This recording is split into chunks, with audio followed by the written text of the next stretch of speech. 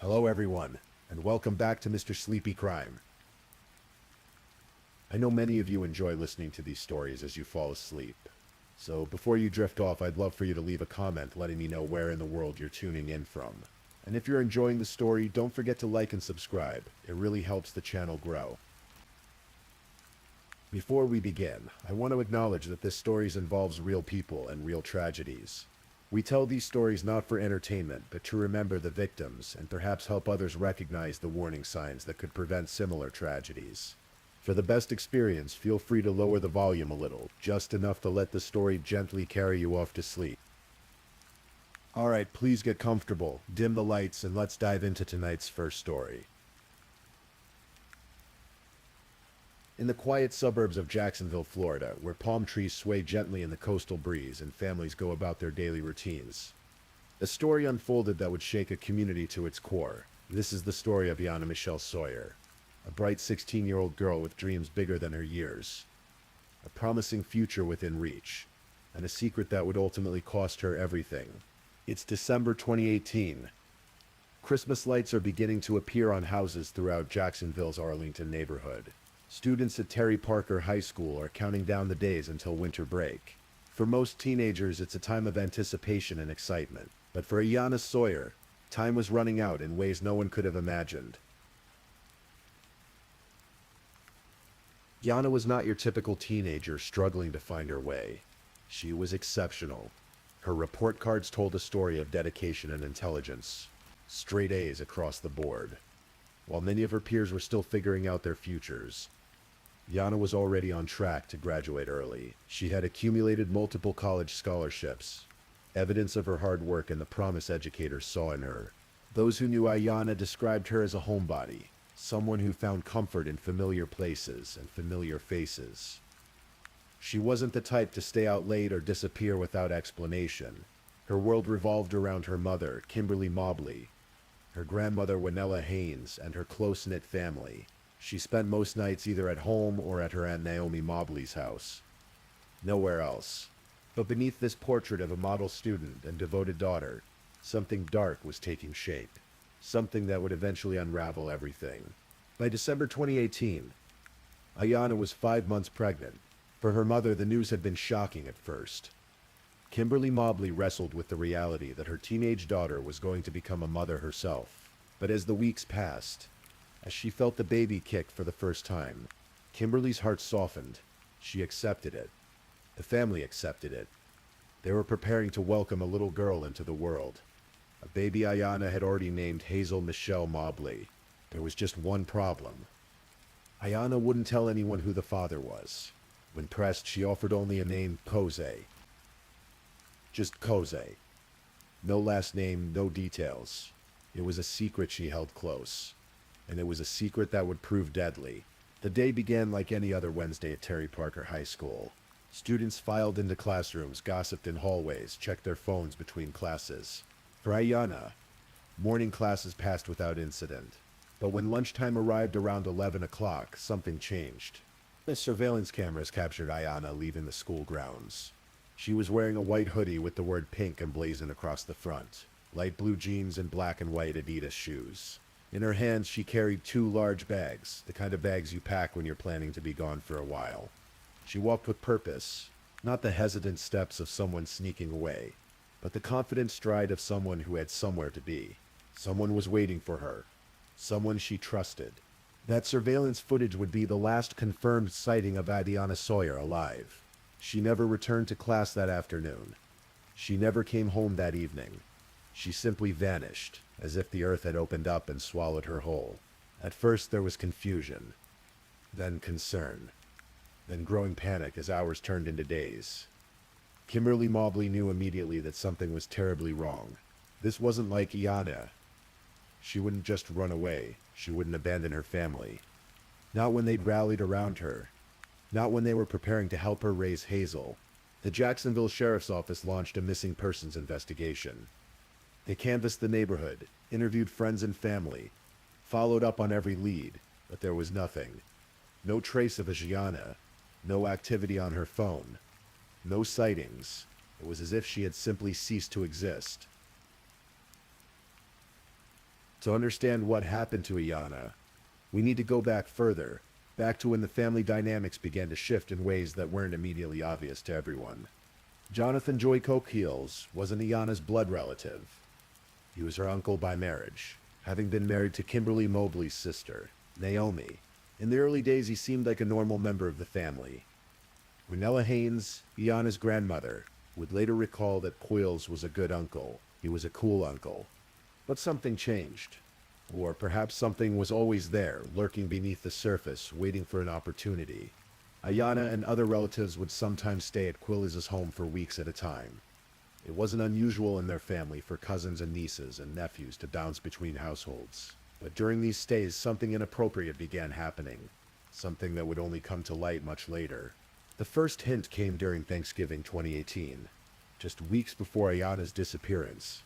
The family had gathered for the holiday, filling the house with the smells of turkey and sweet potato pie, with laughter and conversation.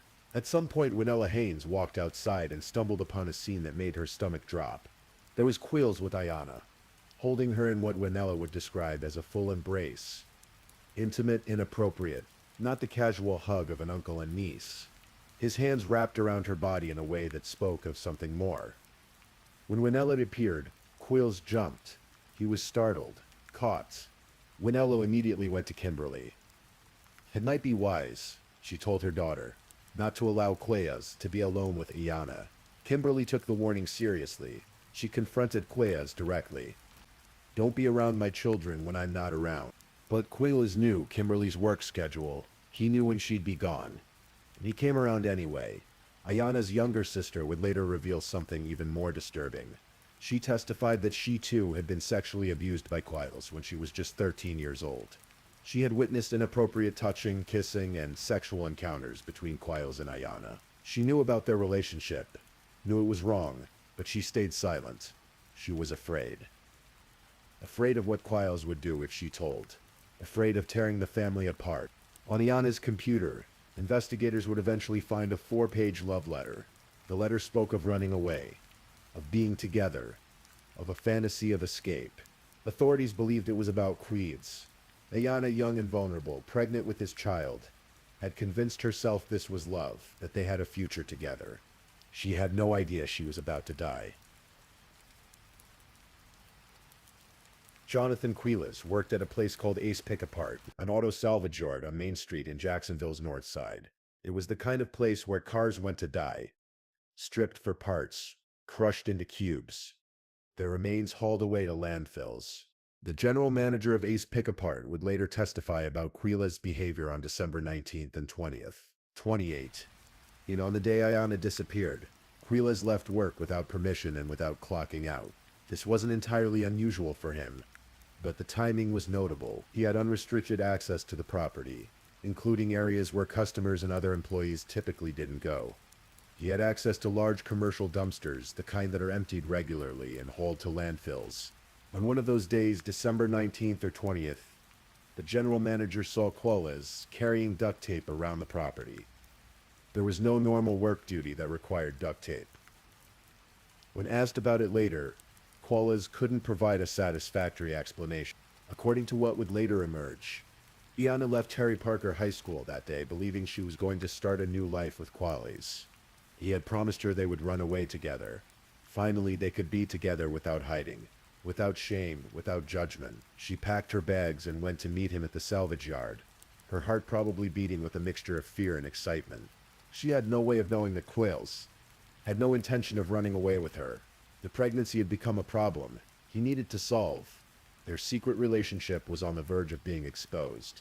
In his mind, there was only one solution. The details of what happened next come from Quills' own words. Confessions made to his brother and to jailhouse inmates. Recorded conversations that would later be played in court. According to these accounts, Ayana was waiting in a vehicle at the back of Ace Pick-A-Part, in an area where employees and customers didn't normally go. She was expecting to leave with Quills to start their life together. Instead, he approached her with murder on his mind. He tried to strangle her first, his hands around her throat, squeezing, trying to cut off her air supply, but he couldn't do it. He couldn't stomach it. He would later say, looking into her eyes as the life drained from them was too much. So he made a different choice.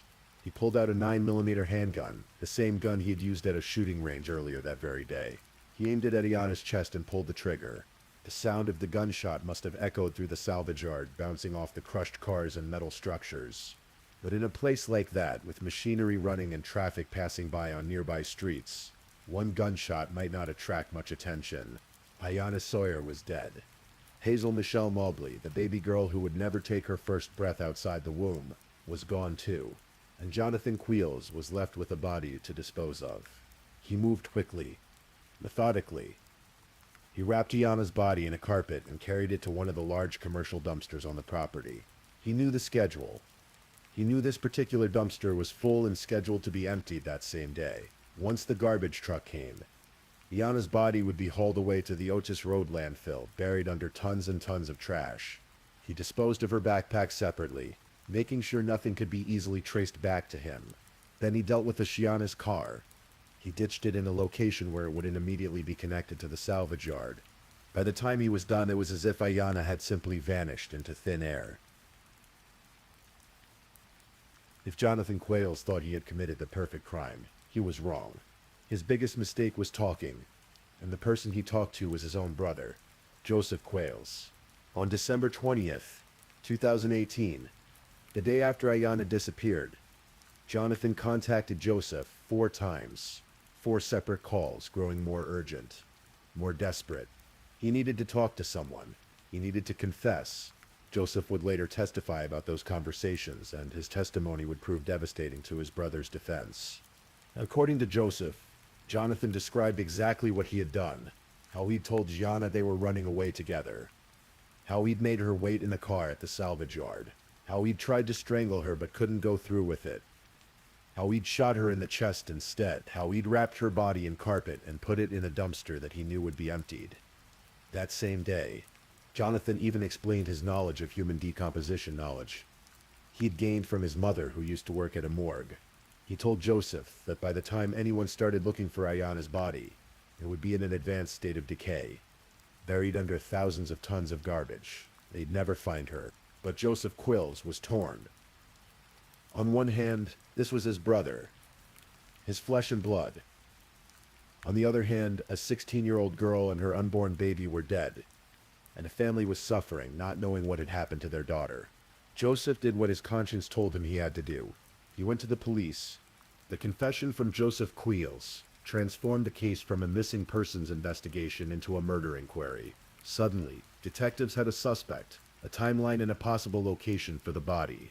The Jacksonville Sheriff's Office mobilized for one of the most intensive searches in the department's history. If Quayles's confession was true, Yanni's body was somewhere in the Otis Road landfill, buried under an incomprehensible amount of garbage. Former CSI detectives and canine officers descended on the landfill. For 16 days they searched. They sifted through more than 5,000 tons of trash, mountains of garbage bags, discarded furniture, rotting food, broken appliances. Everything a city throws away, all piled in enormous heaps that stretched as far as the eye could see. The general manager of the landfill would later describe the search as looking for a needle in a haystack. But that phrase doesn't quite capture the impossibility of it. It was more like looking for a specific grain of sand on a beach. The sheer volume of material was overwhelming, but the search wasn't entirely fruitless. Investigators found items that belonged to Ayana.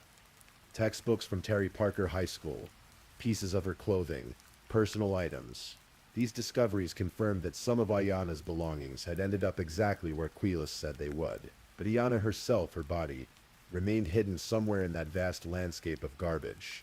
After 16 days, the search was called off. The chances of finding human remains in that environment, after so much time had passed, were infinitesimally small. Ayana's family would have to live with the agonizing reality that they would never be able to lay her body to rest. They would never have that final closure. On January 9th, 2019, less than a month after Ayana disappeared, Jonathan Queals was arrested. But initially it wasn't for Ayana's murder. He was charged with sexual battery against another teenage relative, a 14-year-old girl who had been at his home babysitting his daughter.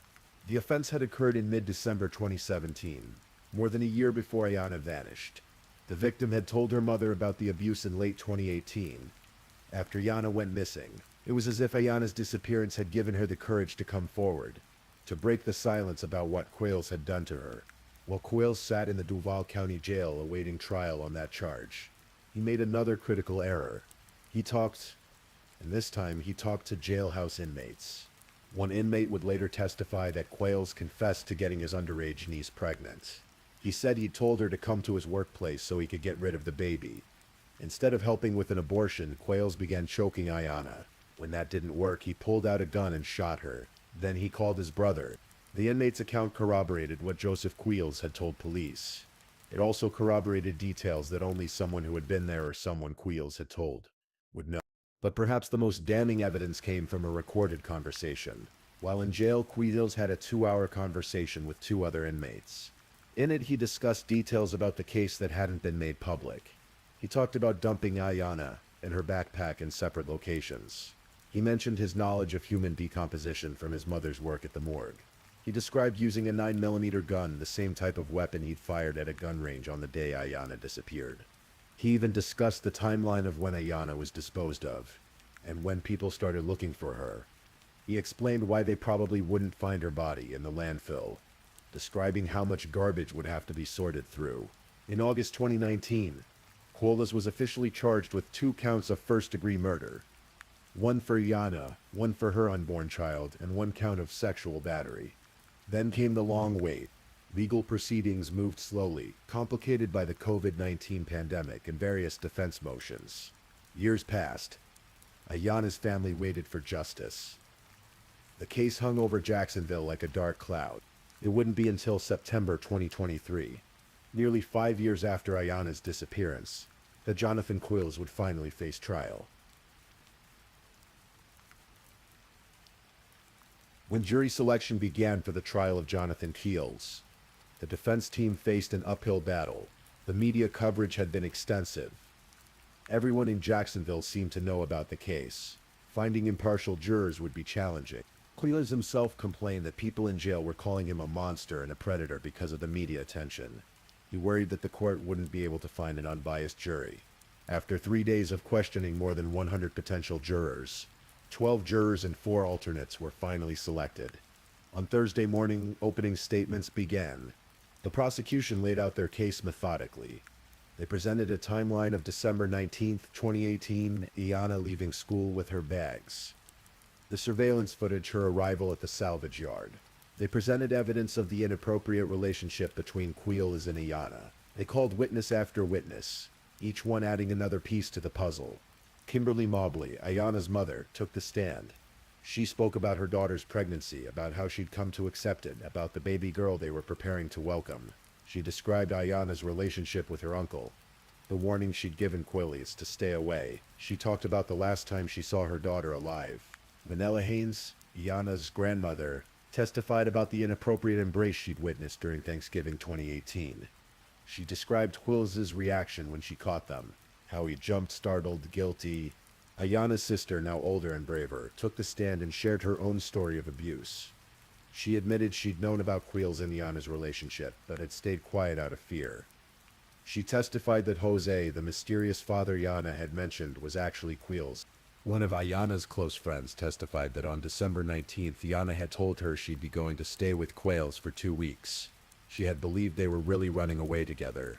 The general manager of Ace Pick-a-Part described Quayles' suspicious behavior on December 19th and 20th. Leaving without permission, carrying duct tape for no apparent reason, accessing restricted areas of the property. The landfill manager testified about the massive search effort and the discovery of Ayanna's belongings. But the most devastating testimony came from 2 witnesses. The jailhouse informant and Joseph Quayles. The informant described in chilling detail what Quayles had told him, how he'd lured Ayanna to the salvage yard, how he'd tried to strangle her, how he'd shot her when strangulation didn't work. Then came Joseph Quayles. He walked to the stand to testify against his own brother, a decision that clearly weighed heavily on him, but he believed it was the right thing to do for Ayanna, for her family, for justice. Joseph recounted the phone calls from December 20th. He repeated the details Jonathan had shared about the murder, the disposal of the body, the destruction of evidence. He described how his brother had known the dumpster would be emptied that day, how he'd wrapped the body in carpet, how he disposed of the backpack separately. The prosecution also played the 2-hour recorded conversation from the jail. Jurors listened as Quells discussed the case, revealed knowledge of details that only the killer would know, and essentially talked his way into a conviction. Text messages between Quells and Ayanna were read aloud. One particularly chilling message stood out. "I'm just so in love with you. I'll kill you and cry." It was a threat disguised as a declaration of love, and Quells had made good on that threat. The defense team faced an almost impossible situation. They had a client who had essentially confessed to multiple people. They had no body, which typically might work in their favor, but they had overwhelming circumstantial evidence pointing to their client's guilt.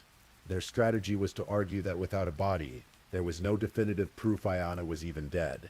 They suggested she might still be alive somewhere, hiding from her family. They pointed to another man, Comrade Humphrey, a neighbor who had admitted to having sex with Ayanna, and suggested he might be the real father of her baby. Humphrey did testify. He admitted that he'd been accused of raping Yanni in 2018. He admitted they'd had sexual relations, but he also had an alibi for the time when Yanni disappeared.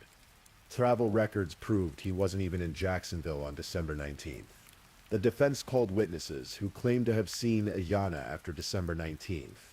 They brought in someone who ran a Bible study who said Ayanna had attended after her disappearance. But under cross-examination, these witnesses fell apart. One had gotten the dates wrong. The Bible study leader couldn't even remember his own felony charges, calling his credibility into question. The defense emphasized the lack of DNA evidence, the absence of a crime scene, the fact that no one had actually witnessed the murder. They argued that everything was circumstantial, that coincidences don't equal murder, that reasonable doubt existed everywhere you looked. But the jury wasn't buying it. There were too many coincidences. Too many pieces of evidence that pointed in only one direction. Too many confessions from Quells himself. Quells did not testify in his own defense. A decision his attorneys likely made because they knew the prosecution would tear him apart on cross-examination. After 6 days of trial, the case went to the jury. The jury deliberated for less than an hour. In the world of criminal trials, a quick deliberation usually means the jury had no doubt about the defendant's guilt. When they returned to the courtroom, the verdict was unanimous on all counts. Guilty of first-degree murder of Ayanna Sawyer. Guilty of sexual battery. Guilty of first-degree murder of her unborn child. In the courtroom, Ayanna's family wept. Years of waiting, years of pain, years of not knowing. It all came to a head in that moment. Justice, at least in legal terms, had been served. The Sawyer family, through their attorney John Phillips, issued a statement. Today, a nearly 5-year nightmare ends with another measure of justice. We thank the jury, law enforcement, and judge, as well as all of our friends and family who reached out when we needed it most. Jonathan Quells has now been found guilty of murder. He was a predator, and the jury saw that with ease. But even with the guilty verdict, there was no complete closure. As Phillips noted, not having the body, not knowing where she rests, is a continued open wound. It will always be an open wound. The state had announced it was seeking the death penalty for Quells. Under Florida's new law enacted in 2023, just months before this trial, a death sentence could be imposed with only an 8-4 jury recommendation, rather than the previous requirement of unanimity. The penalty phase began on Monday, following the guilty verdict. This portion of the trial focused on whether Quells should receive the death penalty or life in prison without the possibility of parole. The prosecution argued that the crime was cold and calculated. Prosecutor Dan Skinner described how Quells had lured his pregnant teenage niece to an isolated location under the pretense of starting a life together, then murdered her to hide his crimes. He emphasized the vulnerability of the victims, a 16-year-old girl and her unborn baby. During victim impact statements, family members spoke about the devastation Ayanna's death had caused. Paula Dixon, Ayanna's aunt, testified that the teen's death had torn the family apart. The ripples of trauma spread through everyone who had loved Ayanna. The defense team, led by attorney Christine Michelle, asked the jury to show mercy. They emphasized that there was no physical evidence. No DNA, no crime scene, no body. While this hadn't been enough to create reasonable doubt about Quillis's guilt, they argued it should be considered when deciding between life and death. The defense also presented mitigating factors. Anything that might make the jury more sympathetic to Quillis, anything that might save him from execution. After hearing testimony from both sides, the jury retired to deliberate on Quillis's fate. They returned in about an hour and 15 minutes. The recommendation, life in prison without the possibility of parole. The jury had decided that while Quillis deserved to be locked away forever, they would not recommend death. Perhaps they felt that the lack of a body, despite all the other evidence, left just enough uncertainty. Perhaps they were morally opposed to the death penalty in general. Perhaps they felt that living with what he'd done, locked in a cage for the rest of his life, was punishment enough. Whatever their reasoning, Judge Anthony Salem followed the jury's recommendation. On October 2nd, 2023, Jonathan Quillis was sentenced to 3 consecutive life sentences, one for each of his victims. Ayanna Sawyer, her unborn daughter Hazel, and the crime of sexual battery. He will die in prison. He will never walk free. He will never again have the opportunity to harm another young girl. For Ayanna's family, the verdict brought a measure of relief, but no real peace. How could there be peace when they still don't know where Ayanna's body rests? How could there be closure when they can't visit a grave, can't lay flowers, can't stand in a place and feel close to her, somewhere in that vast Otis Road landfill, or perhaps in another location entirely? Ayanna Sawyer and baby Hazel remain hidden. The earth has reclaimed them in the cruelest possible way, not with dignity and ritual, but mixed with garbage and decay. The family continues to hope that someday, somehow Ayanna's remains will be found, that they'll be able to give her a proper burial, that they'll have a place to visit, to grieve, to remember. But that day may never come. Quillis did attempt to get a new trial. He wrote letters to the judge claiming he hadn't been given adequate time to review evidence, that there was surveillance footage he'd never seen, that his defense team hadn't been given enough time to prepare. His requests were denied. The conviction stands. The case of Ayanna Sawyer forces us to confront uncomfortable truths about the people we trust, about the secrets that hide in plain sight within families, about the vulnerability of young people who don't yet have the experience to recognize manipulation and abuse. Ayanna was a smart girl. She was getting good grades. She was earning scholarships. She had plans for her future, but she was also young, impressionable, and trapped in a relationship with someone who held power over her. An adult family member who should have protected her but instead exploited her. The grooming likely began long before the pregnancy. Quillis likely spent months or years building trust, blurring boundaries, making Ayanna feel special and loved in ways that she confused with a genuine relationship. By the time she was pregnant at 16, she believed they had a future together. She believed he loved her. She believed the fantasy he'd constructed. Her younger sister's testimony revealed that she too had been abused by Quillis. How many other victims might there be? How many other young girls might have suffered in silence? The case also highlights the importance of listening when people express concerns about inappropriate behavior. Ayanna's grandmother saw the embrace at Thanksgiving and immediately warned her daughter. Kimberly Mobley took that warning seriously and told Quillis to stay away from her children when she wasn't home, but Quillis didn't respect those boundaries. He came around anyway, knowing the family's schedule, exploiting moments of vulnerability. Could Ayanna have been saved if someone had intervened more forcefully? It's impossible to say. Victims of grooming often defend their abusers, even to their own families. Ayanna might have denied everything if confronted direct. What we do know is that by December 19th, 2018, Jonathan Quillis had decided that Ayanna and the evidence of his crimes growing in her womb had become too dangerous to allow to live. Let's remember Ayanna not for how she died, but for who she was and who she might have become. She was 16 years old. She earned straight A's. She was on track to graduate early. She had won multiple college scholarships. Imagine the discipline and intelligence that required. Imagine the dreams she must have had. Maybe to become a doctor, a lawyer, a teacher, a scientist. Maybe to change the world in some small or large way. She was a homebody who loved her mother and grandmother. She was comfortable in familiar places with familiar faces. She found security in routine and family. She was going to be a mother herself. Despite the circumstances, despite her youth, her family was rallying around her. They were going to help her raise Hazel. The baby would have been loved, cherished, given opportunities. Instead, both Yana and Hazel are gone. Their potential was snuffed out by someone they trusted, someone who should have protected them. Somewhere in Jacksonville, there's probably a room that was being prepared for a baby.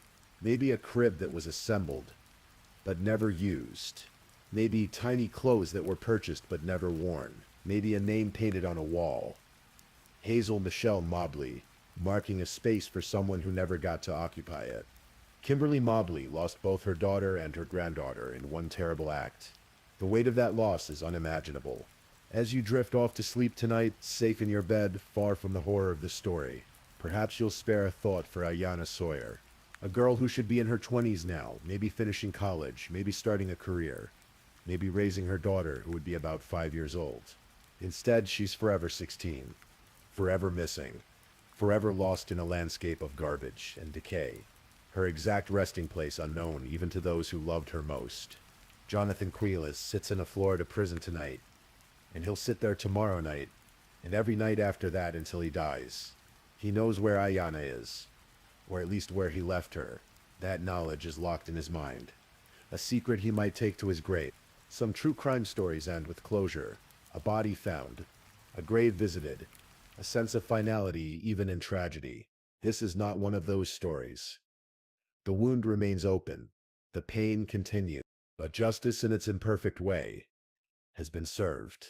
Queilis will never hurt another child. He will never walk free. He will spend the rest of his life behind bars, a predator caged paying for what he did to Ayanna and Hazel. And in Jacksonville, Florida, Gianna's family continues to live with their loss, continues to hope for the day when they might finally lay her to rest, continues to keep her memory alive, because that's all they have now. Memories of a bright, promising girl whose life was stolen by someone who should have loved and protected her. Rest in peace, Ayanna Michelle Sawyer. Rest in peace, Hazel Michelle Mobley. You deserve so much better than this. If this is your first time listening to one of our true crime stories, welcome to Mr. Sleepy Crime, where we explore these cases in a calm and respectful way. I also want to take a moment to appreciate my amazing subscribers who've been rocking with me. Thank you so much for your continued support.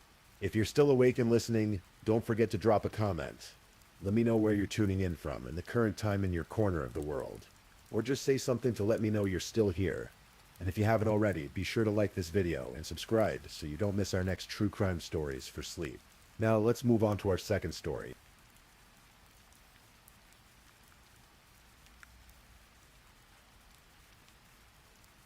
Story 2. October 21, 2009. Started like any other Wednesday evening in the small community of St. Martin's, Missouri. The sun was beginning its descent behind the trees, casting long shadows across the quiet neighborhood on Lomo Drive, where modest ranch-style homes sat comfortably among thick woods. In this peaceful corner of Cole County, just west of the state capital, Jefferson City, families knew each other. Children played together freely. It was the kind of place where parents felt safe letting their kids walk between houses without worry. 9-year-old Elizabeth Olton was one of those children. Born on December 15, 1999, Elizabeth was the kind of girl who lit up every room she entered. Her family and friends called her a girly girl who loved playing dress-up with her stuffed animals, baking cookies with her mother, and working on puzzles together at the kitchen table. Her favorite color was pink, and she adored Hannah Montana and Taylor Swift. She was a 4th grader at Pioneer Trails Elementary School, where teachers knew her as a sweet, happy child who loved horses and playing with her friends. That Wednesday afternoon, Elizabeth begged her mother, Patricia Price, who everyone called Patty, to let her go visit a friend's house. It was a familiar request. Elizabeth often played with the children who lived just 4 houses down from her family's rental home. Among those children was a younger girl who was friends with Elizabeth. And that girl had an older sister, a 15-year-old named Alyssa Bustamante. Patty finally agreed, and at 5 o'clock, Elizabeth set off down the street. The walk was short, barely a quarter mile. Patty watched her daughter skip away, her blonde hair catching the late afternoon light. It was the last time she would see Elizabeth alive. To understand what happened that evening, we need to go back and understand the person who would take Elizabeth's life. Alyssa Bustamante's story is one of profound tragedy, layered upon tragedy, though it can never excuse what she did. Alyssa was born on January 28, 1994, to parents who were themselves barely more than children. Both Caesar and Michelle Bustamante were teenagers, and both struggled with severe substance abuse. Caesar Bustamante had a violent streak that would land him in prison for assault, where he was serving time when Alyssa was born. Michelle battled addictions to drugs and alcohol, racking up charges for theft, marijuana possession, and drunk driving. The couple was in no position to raise children. In 2002, when Alyssa was just 7 years old, her grandparents, Gary and Karen Brooke, stepped in. They took legal custody of Alyssa and her 3 younger siblings, moving them from California to Missouri to start fresh. The Brookes tried their best to provide stability. They gave the children a home on that ranch-style property in St. Martin's. They made sure Alyssa attended school. They took her to church, the local Church of Jesus Christ of Latter-day Saints, where Alyssa participated in youth activities and seemed to the outside world like a normal teenager. At Jefferson City High School, Alyssa was a decent student, earning mostly A's and B's. She was bright, academically gifted when she applied herself. Her friends described her as fun-loving, someone who wrote poetry and joked around. But those same friends also admitted they kept a certain distance from her. There was something about Alyssa that made them uneasy, because beneath the surface, Alyssa was drowning.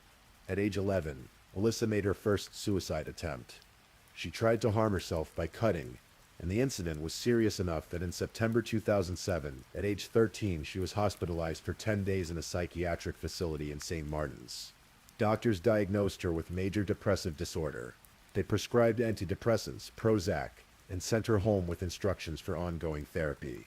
But Alyssa continued cutting herself, sometimes so severely that officials at the Juvenile Detention Center would later have to trim her fingernails to prevent her from using them as tools of self-harm.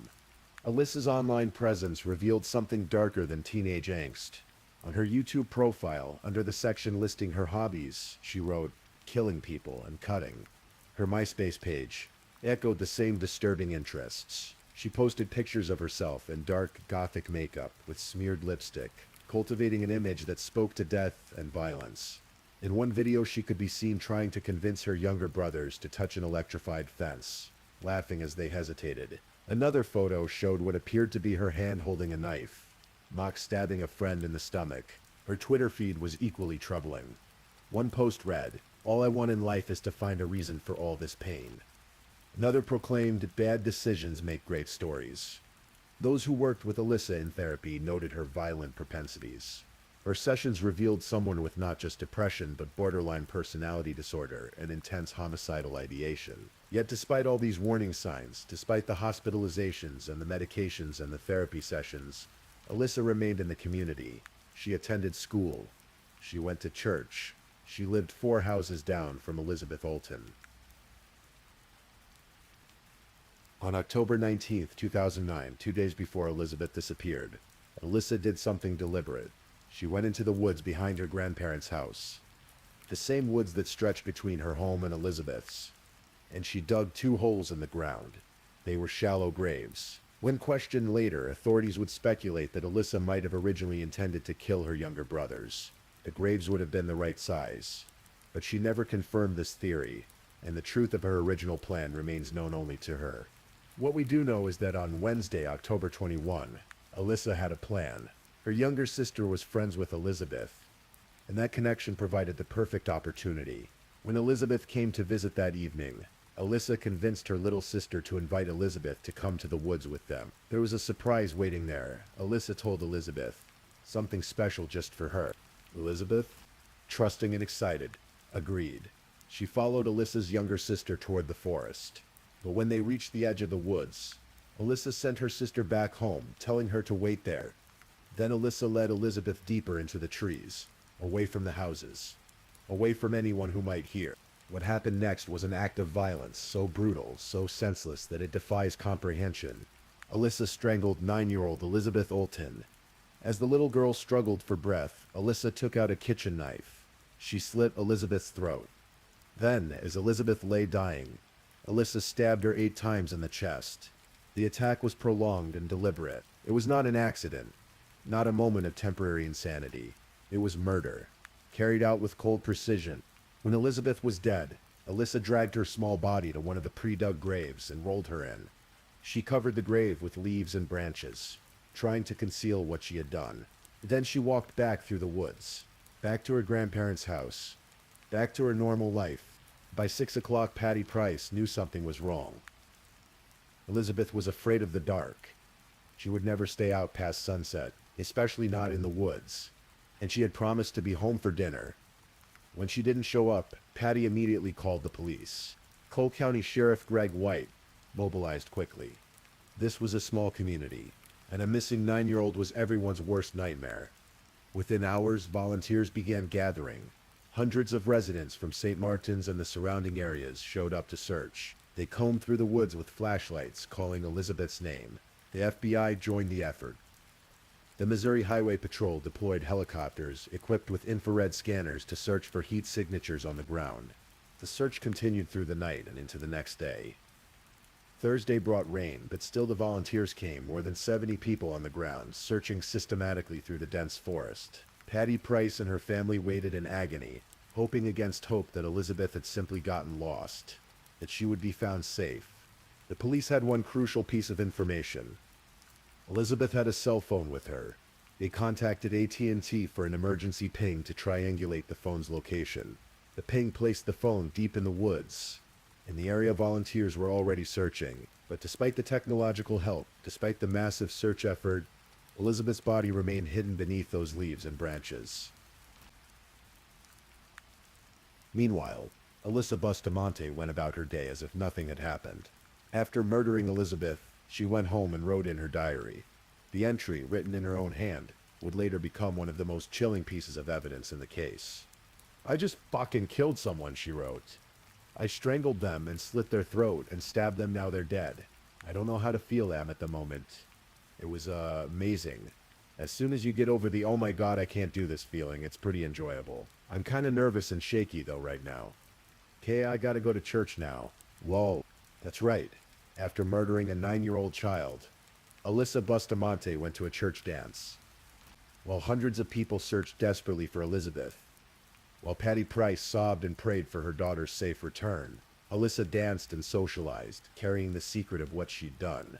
By Friday, October 23, the investigation was becoming more focused. Physical evidence had been collected from the woods. Sheriff White mentioned in a press conference that they had written evidence that led them to develop a person of interest. FBI agents had served a search warrant at a home on Lomo Drive, the Brook residence, where Alyssa lived with her grandparents and siblings. During that search, agents found Alyssa's diary. They read her confession written in her own teenage handwriting. They also found the pre-dug graves in the woods behind the house. When confronted, Alyssa told them she just liked to dig holes. But the investigators knew better. Under questioning, 15-year-old Alyssa Bustamante eventually broke. She confessed to the murder, and then she did something that stunned the hardened law enforcement officers. She led them directly to Elizabeth's body. The grave was located in an area the search teams had already combed through, but it had been so well concealed that they'd walked right past it. When officers uncovered the shallow grave and saw Elizabeth's small body inside, the full horror of what had happened settled over everyone. The community of St. Martin's was devastated. This wasn't a stranger abduction. It wasn't a sexual predator or a random act of violence. It was their neighbor's granddaughter, a girl they had seen at church, at school, a teenager who had played with Elizabeth, who had been trusted. When Alyssa was arrested and charged, questions immediately arose about why she had done this. What could possibly motivate a 15-year-old to murder a child in such a brutal manner? The answer, when it came during police interviews, was perhaps the most disturbing part of the entire case. Missouri State Highway Patrol Sergeant David Rice testified about his interview with Alyssa. When he asked her why she killed Elizabeth Olten, Alyssa's answer was simple and chilling. Ultimately, she stated she wanted to know what it felt like. It was a thrill, killing. Alyssa Bustamante murdered Elizabeth Olten out of pure curiosity. She wanted to experience what it was like to take a human life. That was it. No anger, no revenge, no rational motive. Just a teenager's dark curiosity and homicidal ideation come to life. Prosecutor Mark Richardson would later describe how Alyssa had been planning the murder for days. An earlier entry in her diary written before the murder stated, "I'm gonna murder someone." She had premeditated the act, dug the graves in advance, and waited for the right opportunity. When Elizabeth showed up at her door that Wednesday evening, Alyssa saw her chance. Elizabeth Olten was laid to rest on Wednesday, October 28, 2009, exactly 1 week after her murder. The funeral was held at Concord Baptist Church, and hundreds attended. Family and friends wore pink, Elizabeth's favorite color, as they said goodbye to the little girl who had loved Hannah Montana, horses and baking cookies with her mom. Her obituary described her as a beautiful young girl with a full life ahead of her. Notably absent from the funeral were Elizabeth's father and older brother, both of whom were incarcerated at the time. Dale Olten Sr. had been serving time for drug possession since April 2009. Her brother Dale Olten Jr. was also in prison. Neither was permitted to attend the funeral, a fact that added yet another layer of tragedy to an already heartbreaking situation. While Elizabeth was being laid to rest, Alyssa Bustamante made her first court appearance. On Wednesday, November 18, 2009, a judge determined that Alyssa would be tried as an adult for her crimes. That same day, a Cole County grand jury returned a 2-count indictment. Count 1, first-degree murder. Count 2, armed criminal action for using a knife in the commission of the murder. Alyssa appeared in court with her hands shackled around her waist, her brown bangs covering her eyes. She remained expressionless throughout most of the proceedings, occasionally swallowing hard as the charges were read. A judge entered a not guilty plea on her behalf. On one side of the courtroom sat her grandmother Karen Brooke and other family members. On the other side sat Patty Price, Elizabeth's relatives and friends. Many wearing pink, the prosecution made it clear they would seek the harshest possible penalty. If convicted of first-degree murder, Alyssa Bustamante would face life in prison without the possibility of parole. But the case would take several twists before reaching its conclusion. During the pre-trial proceedings, more details emerged about Alyssa's troubled background and mental health struggles. Her defense attorneys pointed to her history of suicide attempts, her time in psychiatric hospitals, her diagnoses of major depressive disorder, borderline personality disorder, and post-traumatic stress disorder. They argued that Alyssa was a severely disturbed child who had been failed by the mental health system. Chief Juvenile Officer David Cook testified that Alyssa had attempted suicide at age 13 and had been receiving mental health treatment since then for depression and self-harm. But that treatment had been inconsistent. She had cycled through multiple therapists. Her Prozac dosage had been adjusted repeatedly. In fact, just 2 weeks before the murder, her prescription had been increased. The defense team suggested that Alyssa's medications might have contributed to her violent behavior. They painted a picture of a system that had recognized Alyssa was dangerous, but hadn't done enough to protect the community or to protect Alyssa from herself. Patty Price was outraged by this argument.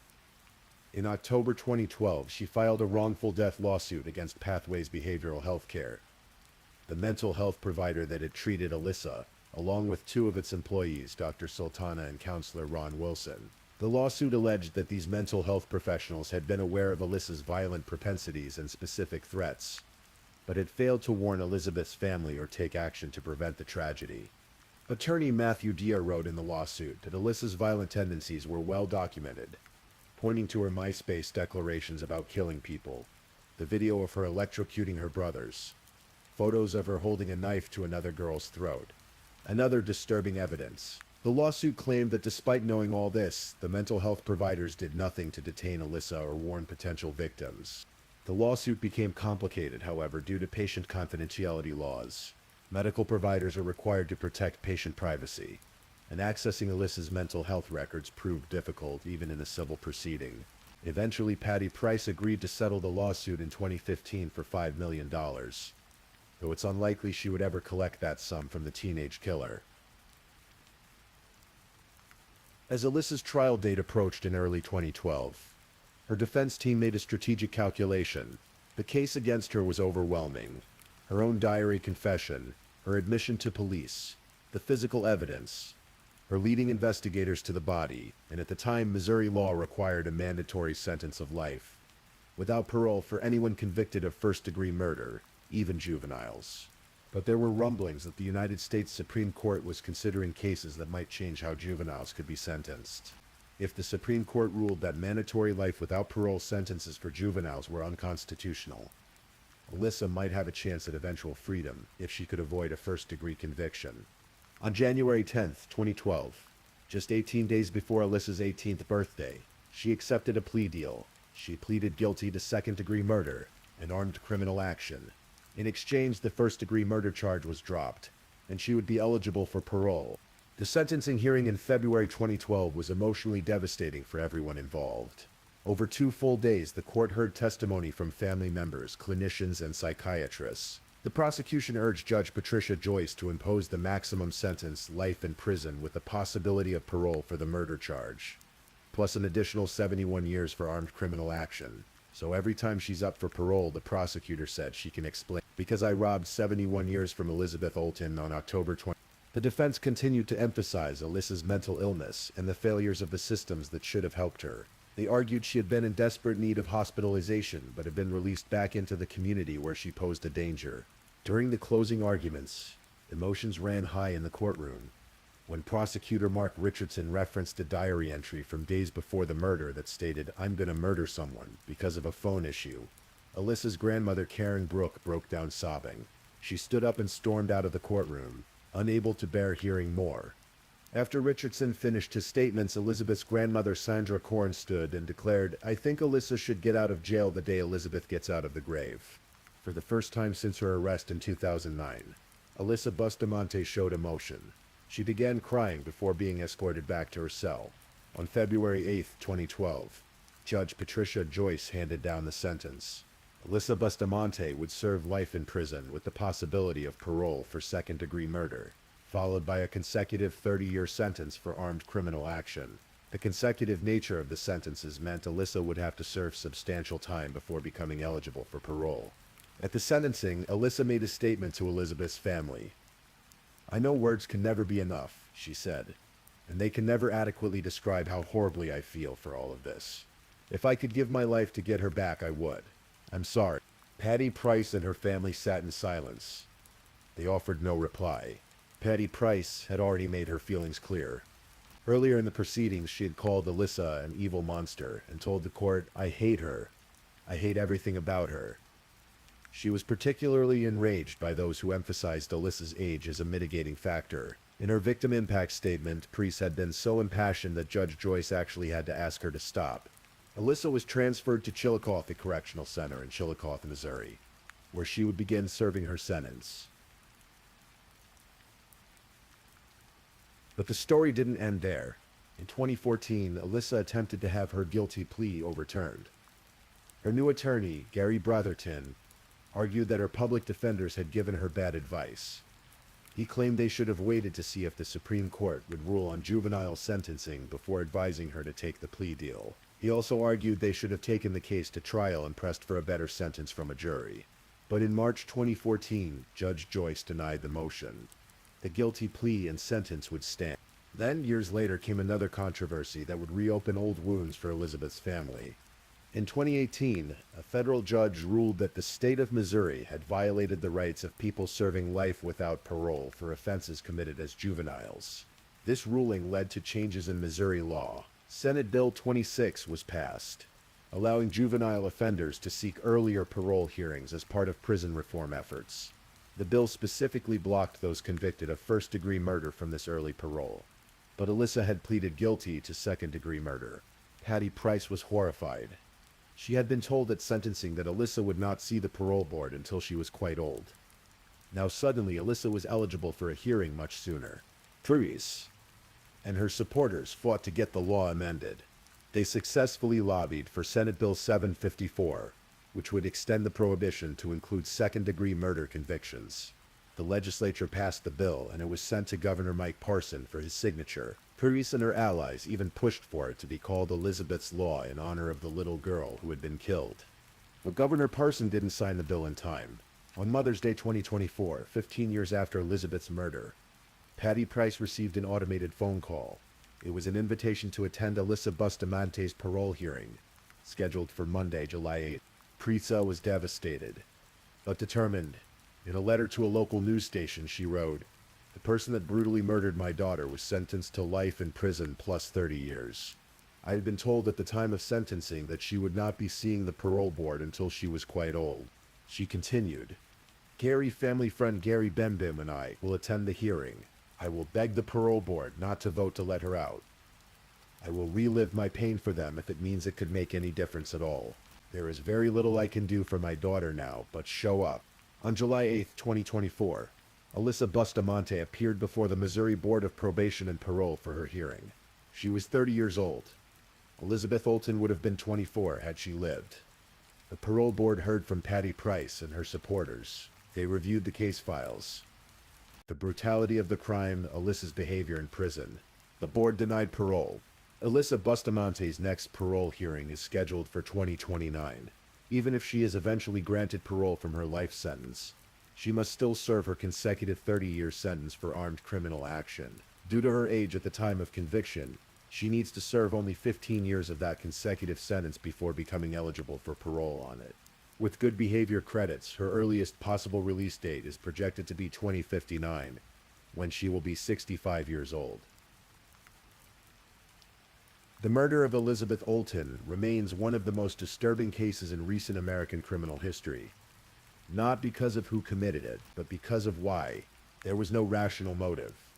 No comprehensible reason. A 15-year-old girl with severe mental health issues wanted to know what it felt like to kill someone. And a 9-year-old child paid the ultimate price for that curiosity. The case raises difficult questions that society continues to grapple with. How do we balance mental illness with accountability? At what point should troubled individuals be removed from society to protect others? How much responsibility do mental health systems bear when their patients commit violence? What justice is owed to victims when the perpetrator is themselves a child? There are no easy answers. What remains clear is the senseless loss. Elizabeth Olten never got to grow up. Never experienced her first date, never graduated high school, never pursued her dreams. She was robbed of all the years she should have had by someone she trusted, someone who lived just 4 houses away. Patty Price continues to advocate for her daughter's memory. She appears at parole hearings. She fights for victims' rights. She keeps Elizabeth's story alive, ensuring that her little girl who loved pink in Hannah, Montana and baking cookies is not forgotten. And in Chillicothe Correctional Center, Alyssa Bustamante serves her sentence, living with the consequences of that October evening when she decided to satisfy her darkest curiosity. The woods behind the homes on Lomo Drive are quiet now. The graves have long been filled in, but the memory of what happened there on October 21, 2009, lingers like a shadow that never quite fades. It serves as a stark reminder that sometimes the most terrifying monsters aren't strangers lurking in the darkness. They're the familiar faces we see every day, hiding secrets we could never imagine. Elizabeth Olten's life mattered. She was loved, she is remembered, and her story, tragic as it is, stands as a testament to the preciousness of life and the devastating consequences when that sanctity is violated. Rest in peace, Elizabeth. You deserved so much better. If you're still awake and listening, check whether you've left your little goodnight comment. I always check your comments before I sleep too. And if you haven't already, don't forget to like this video and subscribe so you don't miss our next true crime stories for sleep. Meanwhile, let's move on to our third story.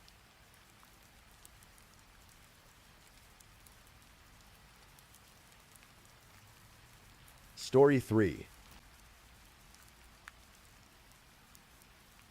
Tonight I'm going to tell you about a tragedy that unfolded on a quiet summer afternoon in England, in a place where people felt safe, where neighbors waved good morning to each other, and where a family lived what seemed to be an ordinary, beautiful life.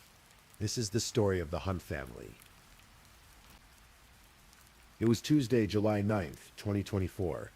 The sun hung warm over Bushey, a peaceful residential area in Hertfordshire, England, just northeast of London. The kind of place where detached homes sit behind manicured lawns, where the sound of lawnmowers hums through the weekend air, and where everyone knows their neighbors by name, even if they don't know them well.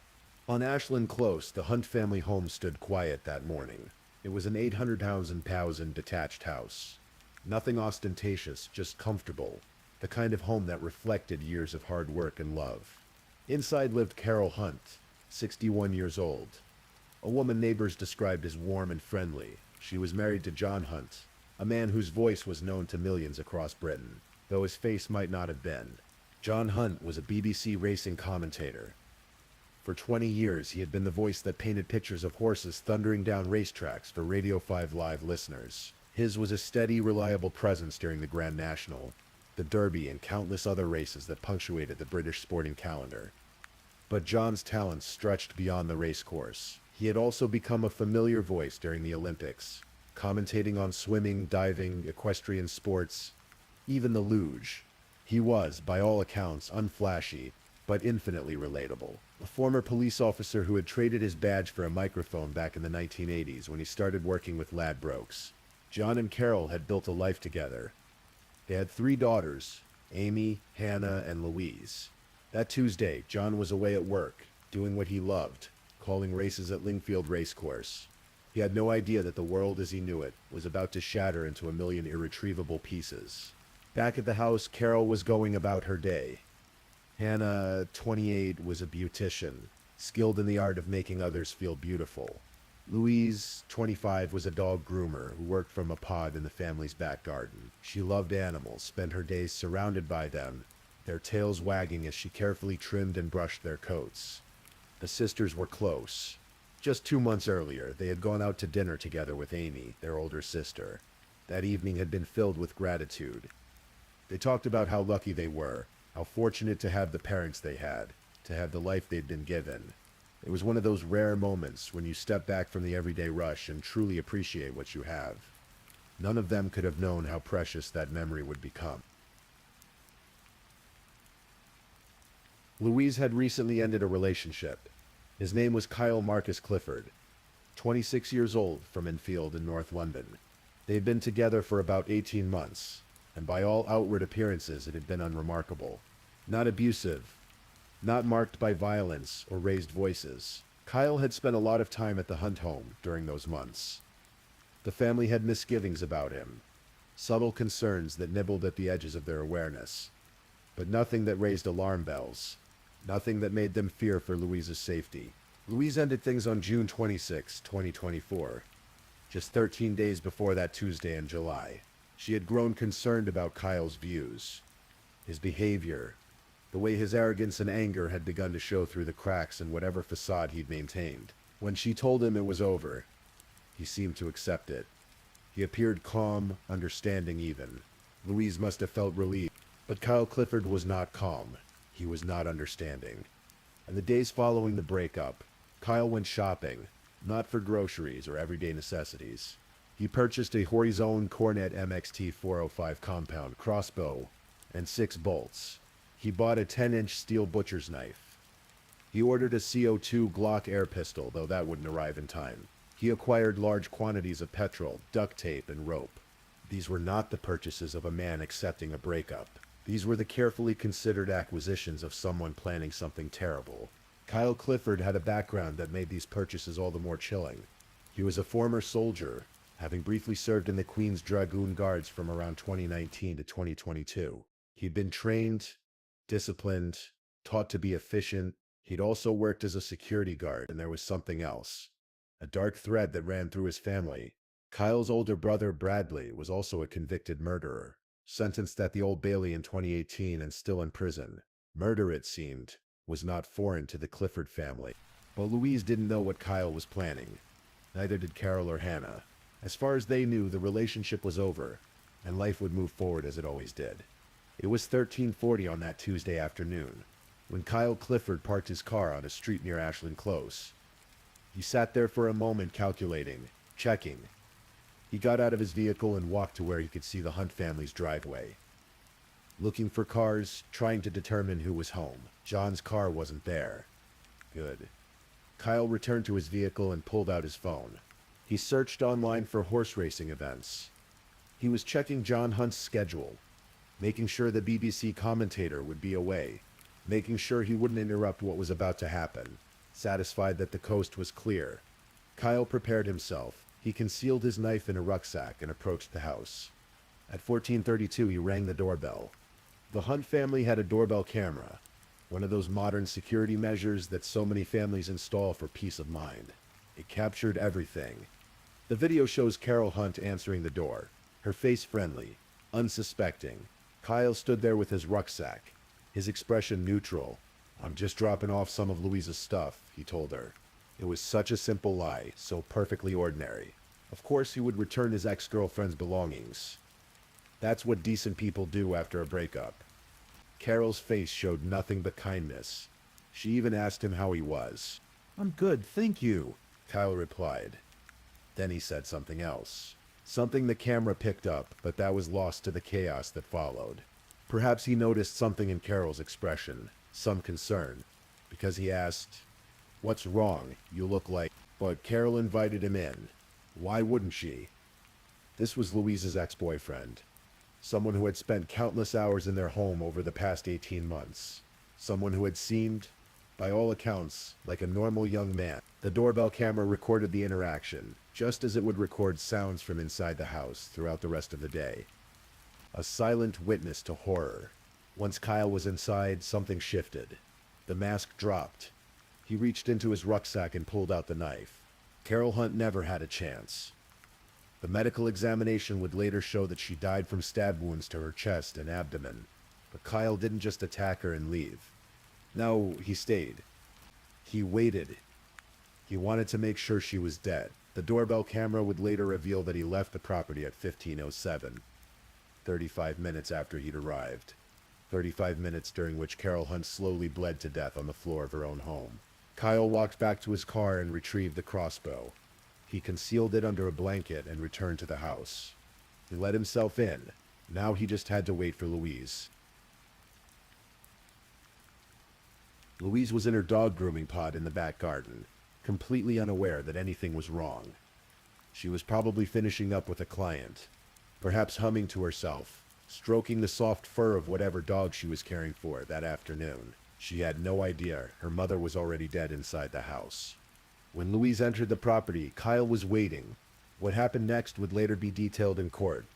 Though Kyle initially denied it, he restrained Louise, bound her against her will, and then, in what prosecutors would describe as a violent sexual act of spite, he raped her. This was his revenge. This was what he thought Louise deserved for ending their relationship. He held women in utter contempt. The judge would later say he was jealous, soaked in self-pity, a man who believed his anger justified any action. After the assault, Kyle took the crossbow and shot Louise. The bolt pierced her body, and she fell, dying from the crossbow wound. 2 members of the Hunt family were now dead. But Kyle wasn't finished. Hannah Hunt had been at work that day, doing what she loved, helping people feel good about themselves. When she returned home sometime after Louise, she walked into a nightmare beyond comprehension. Kyle was still there, waiting with his crossbow loaded. Hannah didn't have time to process what she was seeing before Kyle shot her with the crossbow. The bolt struck her, a devastating wound. She collapsed in the main doorway of the house, her phone still in her hand. But Hannah Hunt did something extraordinary in those final moments, something that would save her father's life.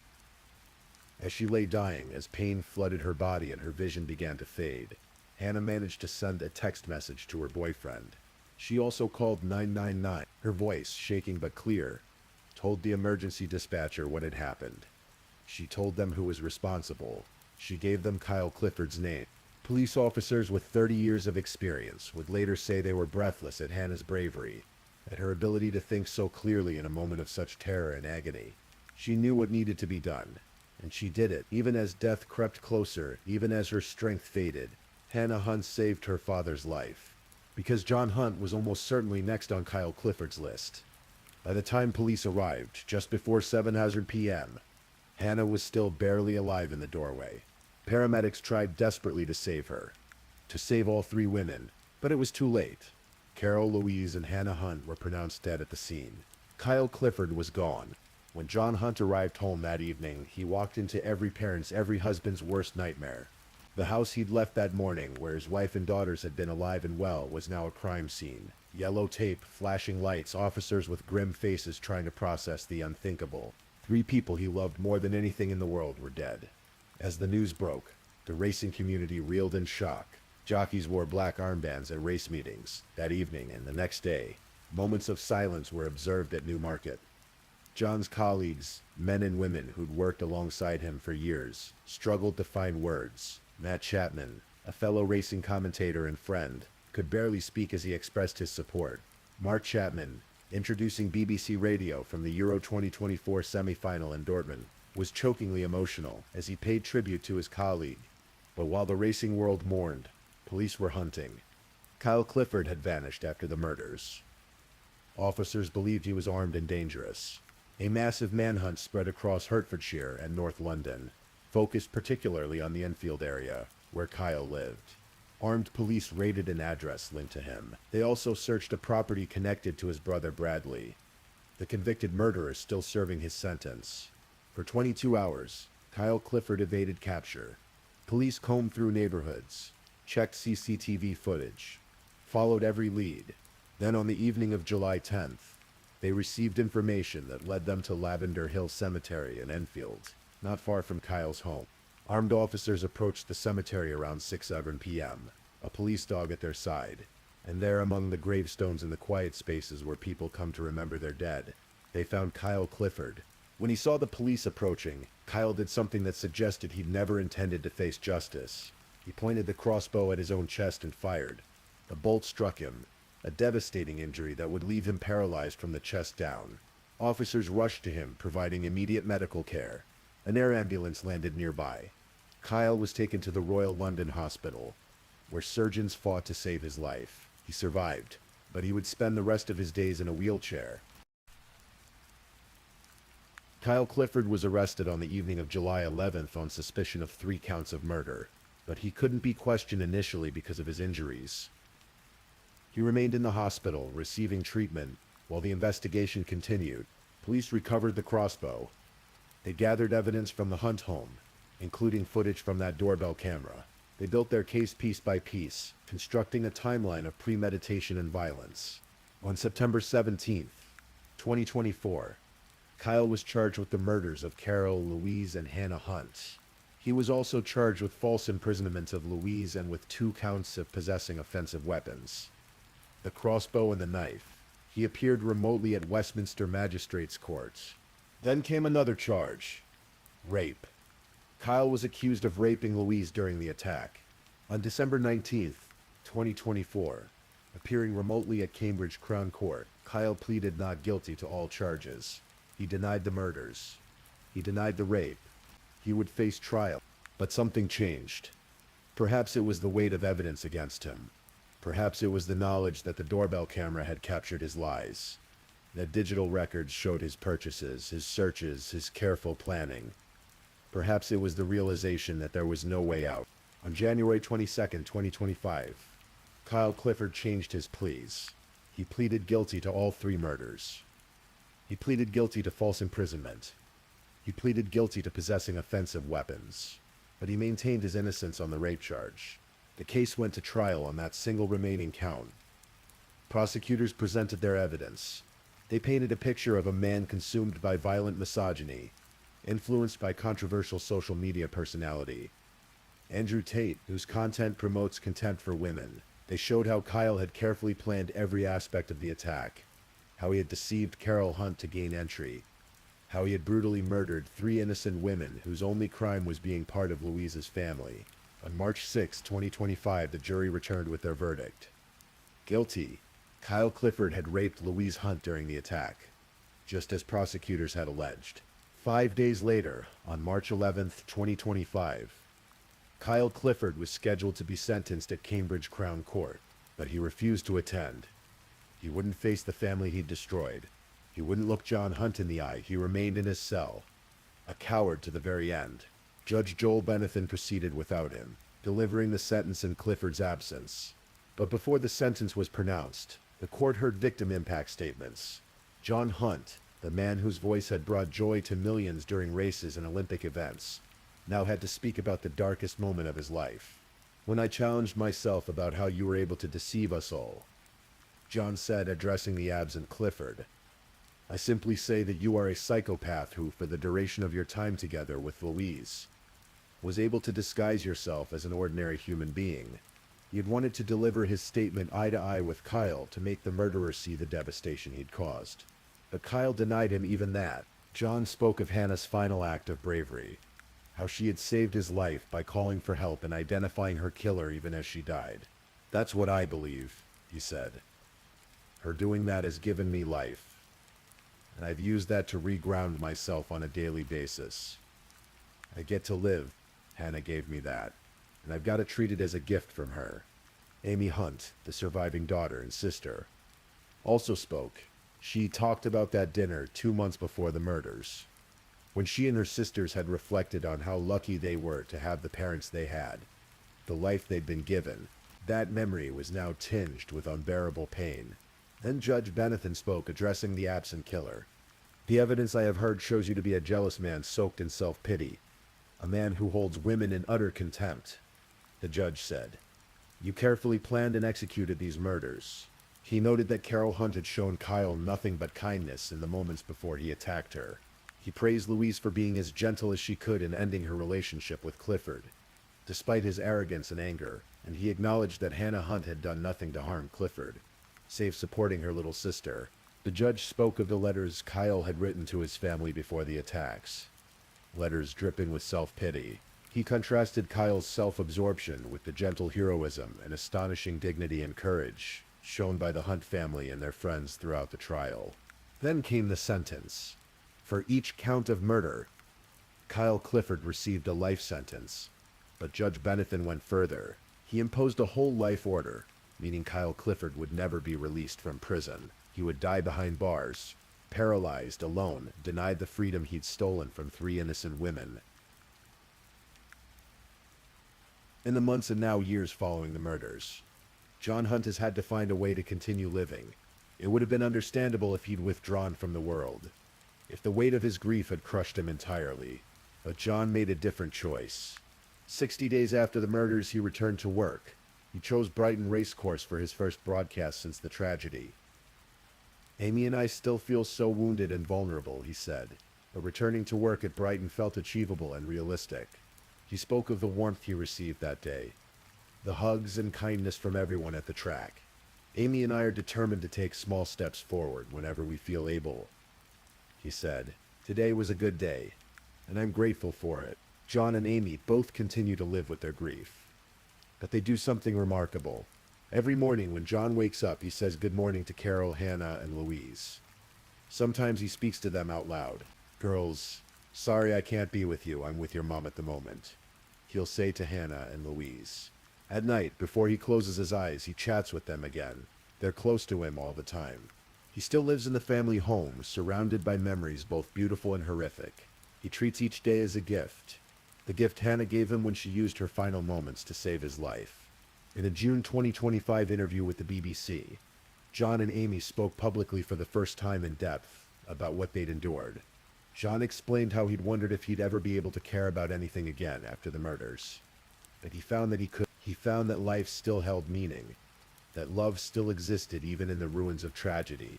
"You can find some light again," he told the interviewer. A message perhaps as much for himself as for others who face unimaginable loss. Amy spoke too, about the evidence that Kyle Clifford had turned out not to be a nice person, about how the media had sometimes portrayed the relationship inaccurately. It hadn't been abusive in the traditional sense. There had been no hitting, no obvious violence during the relationship, but there had been something dark beneath the surface, something that none of them had fully recognized until it was far too late. She also wanted people to know that the family rejected the label crossbow killer that the media had attached to Kyle. "That takes away from the very real issue we know to be true," she said, referring to the violent misogyny that had driven the attacks, the contempt for women that had allowed Kyle to justify such brutality. The vigil held in Boshi shortly after the murders drew hundreds of people. They came with flowers and candles, with tears and silent prayers. They came because 3 women who should still be alive were dead, and the community needed to acknowledge that loss, to say that Carol, Hannah, and Louise Hunt mattered. Carol Hunt was 61 years old. She was a wife, a mother of 3 daughters she adored. She was the woman who answered the door with kindness, who welcomed her daughter's ex-boyfriend into her home, because it seemed like the right thing to do. the polite thing to do. She paid for that kindness with her life. Hannah Hunt was 28 years old. She was a beautician who made others feel beautiful, who had her whole life ahead of her. In her final moments, as she lay dying in her family's doorway, she thought not of herself but of her father, of making sure the man who'd done this would be caught, of making sure no one else would die. Her courage was extraordinary, and it saved John Hunt's life. Louise Hunt was 25 years old. She was a dog groomer who loved animals, who tried to end a relationship as gently as she could. She had no way of knowing that her ex-boyfriend's ego was so fragile, his hatred of women so deep, that he would respond to her kindness with murder. She deserved to live a long, happy life. Instead, she became a victim of male violence, one of too many women killed by men who believe they own the women they claim to love. These three women, Carol, Hannah, and Louise, are survived by John Hunt and Amy Hunt, who carry their memories forward, who speak their names, who refuse to let their lives be reduced to a news story about a crossbow killer. The racing community, which rallied around John in the immediate aftermath of the murders, continues to support him. But support, no matter how genuine, cannot bring back the dead. It cannot undo what Kyle Clifford did on that Tuesday afternoon in July. All it can do is remind us that we're not alone, even in our darkest moments. That communities can hold us when we feel like we're falling apart. That love persists even when evil tries to destroy it. The Hunt family murders remain a stark reminder of how quickly ordinary life can turn to tragedy, how a single person's anger and entitlement can destroy multiple lives. The case raised questions about crossbow regulation in the United Kingdom. These weapons have been used in several high-profile crimes, including a 2021 incident where a man broke into Windsor Castle with a loaded crossbow, intending to kill Queen Elizabeth II. But beyond discussions of weapon regulation and warning signs, the Hunt family murders are ultimately about people, real people who loved each other, who had dinner together and talked about how grateful they were for their lives, who said good morning to each other and never imagined that one day some of them wouldn't be there to say it back. John Hunt still says good morning to Carol, Hannah, and Louise. He still talks to them at night before he closes his eyes. In his own way, he keeps them alive, keeps their presence in his daily life, refuses to let them be nothing more than victims in a true crime story. Because they were more than that. They were Carol, who showed kindness to a killer. They were Hannah, who saved her father's life with her dying breath. They were Louise, who tried to end a relationship with grace and paid for it with everything. They were the Hunt family, and they deserved so much better than what Kyle Clifford gave them. Please, I'm just putting it out there. If you're still awake and listening, drop a comment. Let me know where you're tuning in from, the time in your part of the world, or just say something to let me know you're still with me. And of course, if you haven't already, like this video and subscribe so you don't miss the next true crime story for sleep. Now, let's move on to our fourth story.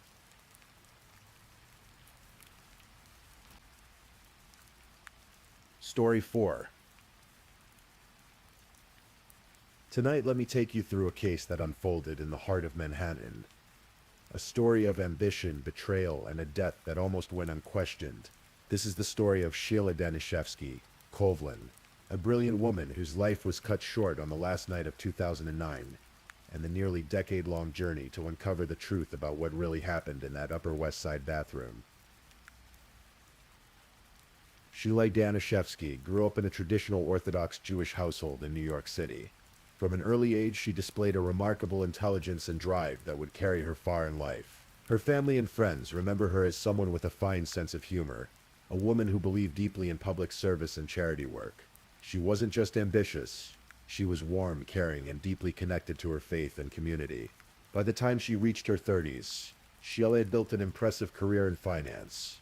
She worked as a senior vice president for private wealth management at a prestigious investment bank. In a field dominated by men, she had carved out her own space through hard work, intelligence, and an unwavering dedication to her clients. She was the kind of person who commanded respect in boardrooms while never losing her kindness or her connection to the things that mattered most: her faith, her family, and her community. It was February 1998 when Sheila's life took what seemed like a fairy tale turn. She attended a Jewish singles mixer in Manhattan. One of those events where people go hoping to make a connection but not really expecting anything extraordinary. That night she met Roderick Kovlin. He went by Rod. He was 25 years old, 11 years younger than Sheila, and he worked as a stockbroker. He was charming, attentive, and he swept chill off her feet. Sheila called her sister Eve that very night, her voice full of giggles and excitement. "I met a guy," she said. "A really nice guy." She was so smitten that she even suggested they elope right then and there.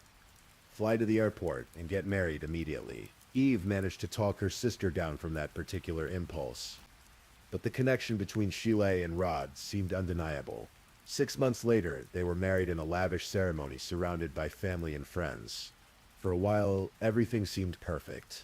2 years after their wedding, Sheila and Rod welcomed their daughter Anna into the world in the year 2000. Sheila was completely devoted to her daughter. Those who knew her said she was inseparable from Anna, an incredible mother who balanced her demanding career with the joy of raising her child. The family was active in their local synagogue, deeply embedded in the Orthodox Jewish community of Manhattan's Upper West Side. But life, as it often does, brought heartbreak along with joy. Sheila and Rod experienced the devastating loss of a set of twins who were born prematurely. It's the kind of tragedy that can either bring a couple closer together or begin to reveal the cracks in a relationship. In 2006, they welcomed their son Miles, and from the outside, the family of four appeared to be living the dream. Successful careers, beautiful children, a home in one of Manhattan's most desirable neighborhoods. But beneath the surface, things were beginning to change. As the years passed, the differences between Sheila and Rod became more apparent. Sheila was the primary breadwinner in the family. Her career in finance provided them with a comfortable lifestyle, the kind of financial security that allowed them to live in their Upper West Side apartment and give their children opportunities. Rod, on the other hand, struggled to find the same level of success. His career as a stockbroker never quite took off the way Sheila's had. According to Sheila's sister Eve, Sheila began to express frustration with Rod's lack of ambition. She said, "He doesn't get a job, he goes to the gym twice a day, and he's just hanging around the house," Eve recalled. "It was very frustrating for her," she said. "It's driving me crazy." Rod had developed other interests. He became deeply involved in the world of competitive backgammon, a game that requires skill and strategy, but also consumed increasing amounts of his time. More concerning was his growing addiction to online backgammon, gambling. As Sheila worked long hours managing millions of dollars for her clients, Rod was at home, spending hours at the computer, playing backgammon for money. The breaking point came on their 10th wedding anniversary, which should have been a celebration of their decade together, instead became the moment that would set their marriage on an irreversible course.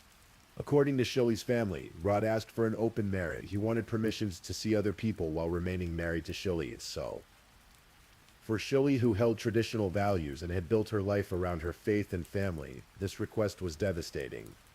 She refused. Instead of opening their marriage, she decided to end it. Sheila filed for divorce in 2009, but because they had 2 young children together, Anna was 9 and Miles was only 3, they made an unusual arrangement. Rod moved out of the family apartment, but only to another unit directly across the hall in the same building. The idea was to make co-parenting easier, to allow the children to move easily between their parents' homes.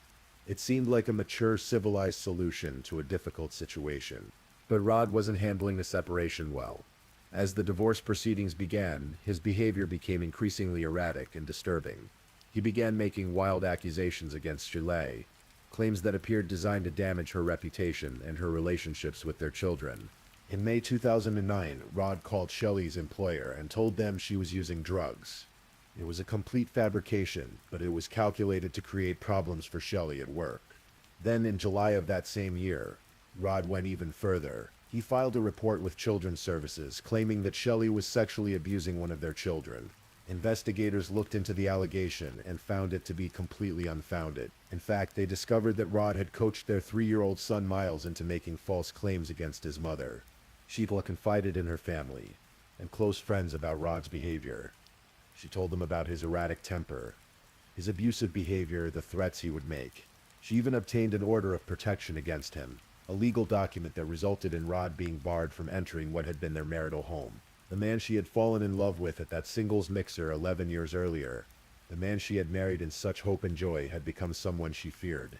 But there was something else at stake beyond custody of the children and the emotional wounds of a failed marriage. There was money, significant money. Xiao had been successful in her career, and over the years she had accumulated substantial wealth. Her estate was worth approximately $5 million. In the event of her death, Rod stood to inherit that fortune. But on December 30th, 2009, Xiao made a decision. She had scheduled a meeting with her attorney for January 110. New Year's Day, the purpose of that meeting was to change her will and remove Rod as a beneficiary. After everything he had put her through, after the lies and the accusations and the attempts to turn their children against her, she was going to cut him out of her will entirely. Rod somehow found out about this plan. He had been hacking into Xiaolei's email account, monitoring her communications, keeping track of her movements. When he discovered that she was planning to meet with her attorney to disinherit him, he knew he had to act quickly. If Xiaolei changed her will, he would lose access to millions of dollars.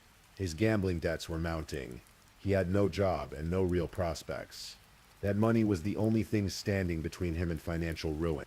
So Rod made a decision that night, a decision that would destroy lives and tear a family apart for years to come.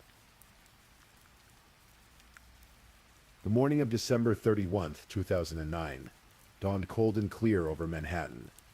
New Year's Eve celebrations were being prepared across the city. In Times Square, workers were getting ready for the famous ball drop that would mark the end of the decade. In the Copeland apartment on West 68th Street and the Upper West Side, 9-year-old Anna woke up to find something that would haunt her for the rest of her life. Her mother was in the bathroom. The scene was horrifying. Xiao was lying in the bathtub, the water stained red with blood. There was blood in her hair, blood on her face. The door to the medicine cabinet above the tub was hanging off its hinges. To a young girl, it looked like her mother had fallen, hit her head, and drowned. Anna ran to the phone and called her father, who lived just across the hall. Rod rushed over to the apartment. When police arrived shortly after, they found Xiaolei's body wrapped in a comforter on the bathroom floor. Rod told the responding officers his story. He had received a panicked call from Anna, ran to the apartment, found Xiaolei in the tub, pulled her out and attempted CPR. He said she must have slipped while bathing, grabbed the medicine cabinet door on her way down, and hit her head before drowning in the tub. The police looked at the scene. They saw the broken cabinet door. They saw the blood. They saw what appeared to be the aftermath of a tragic accident.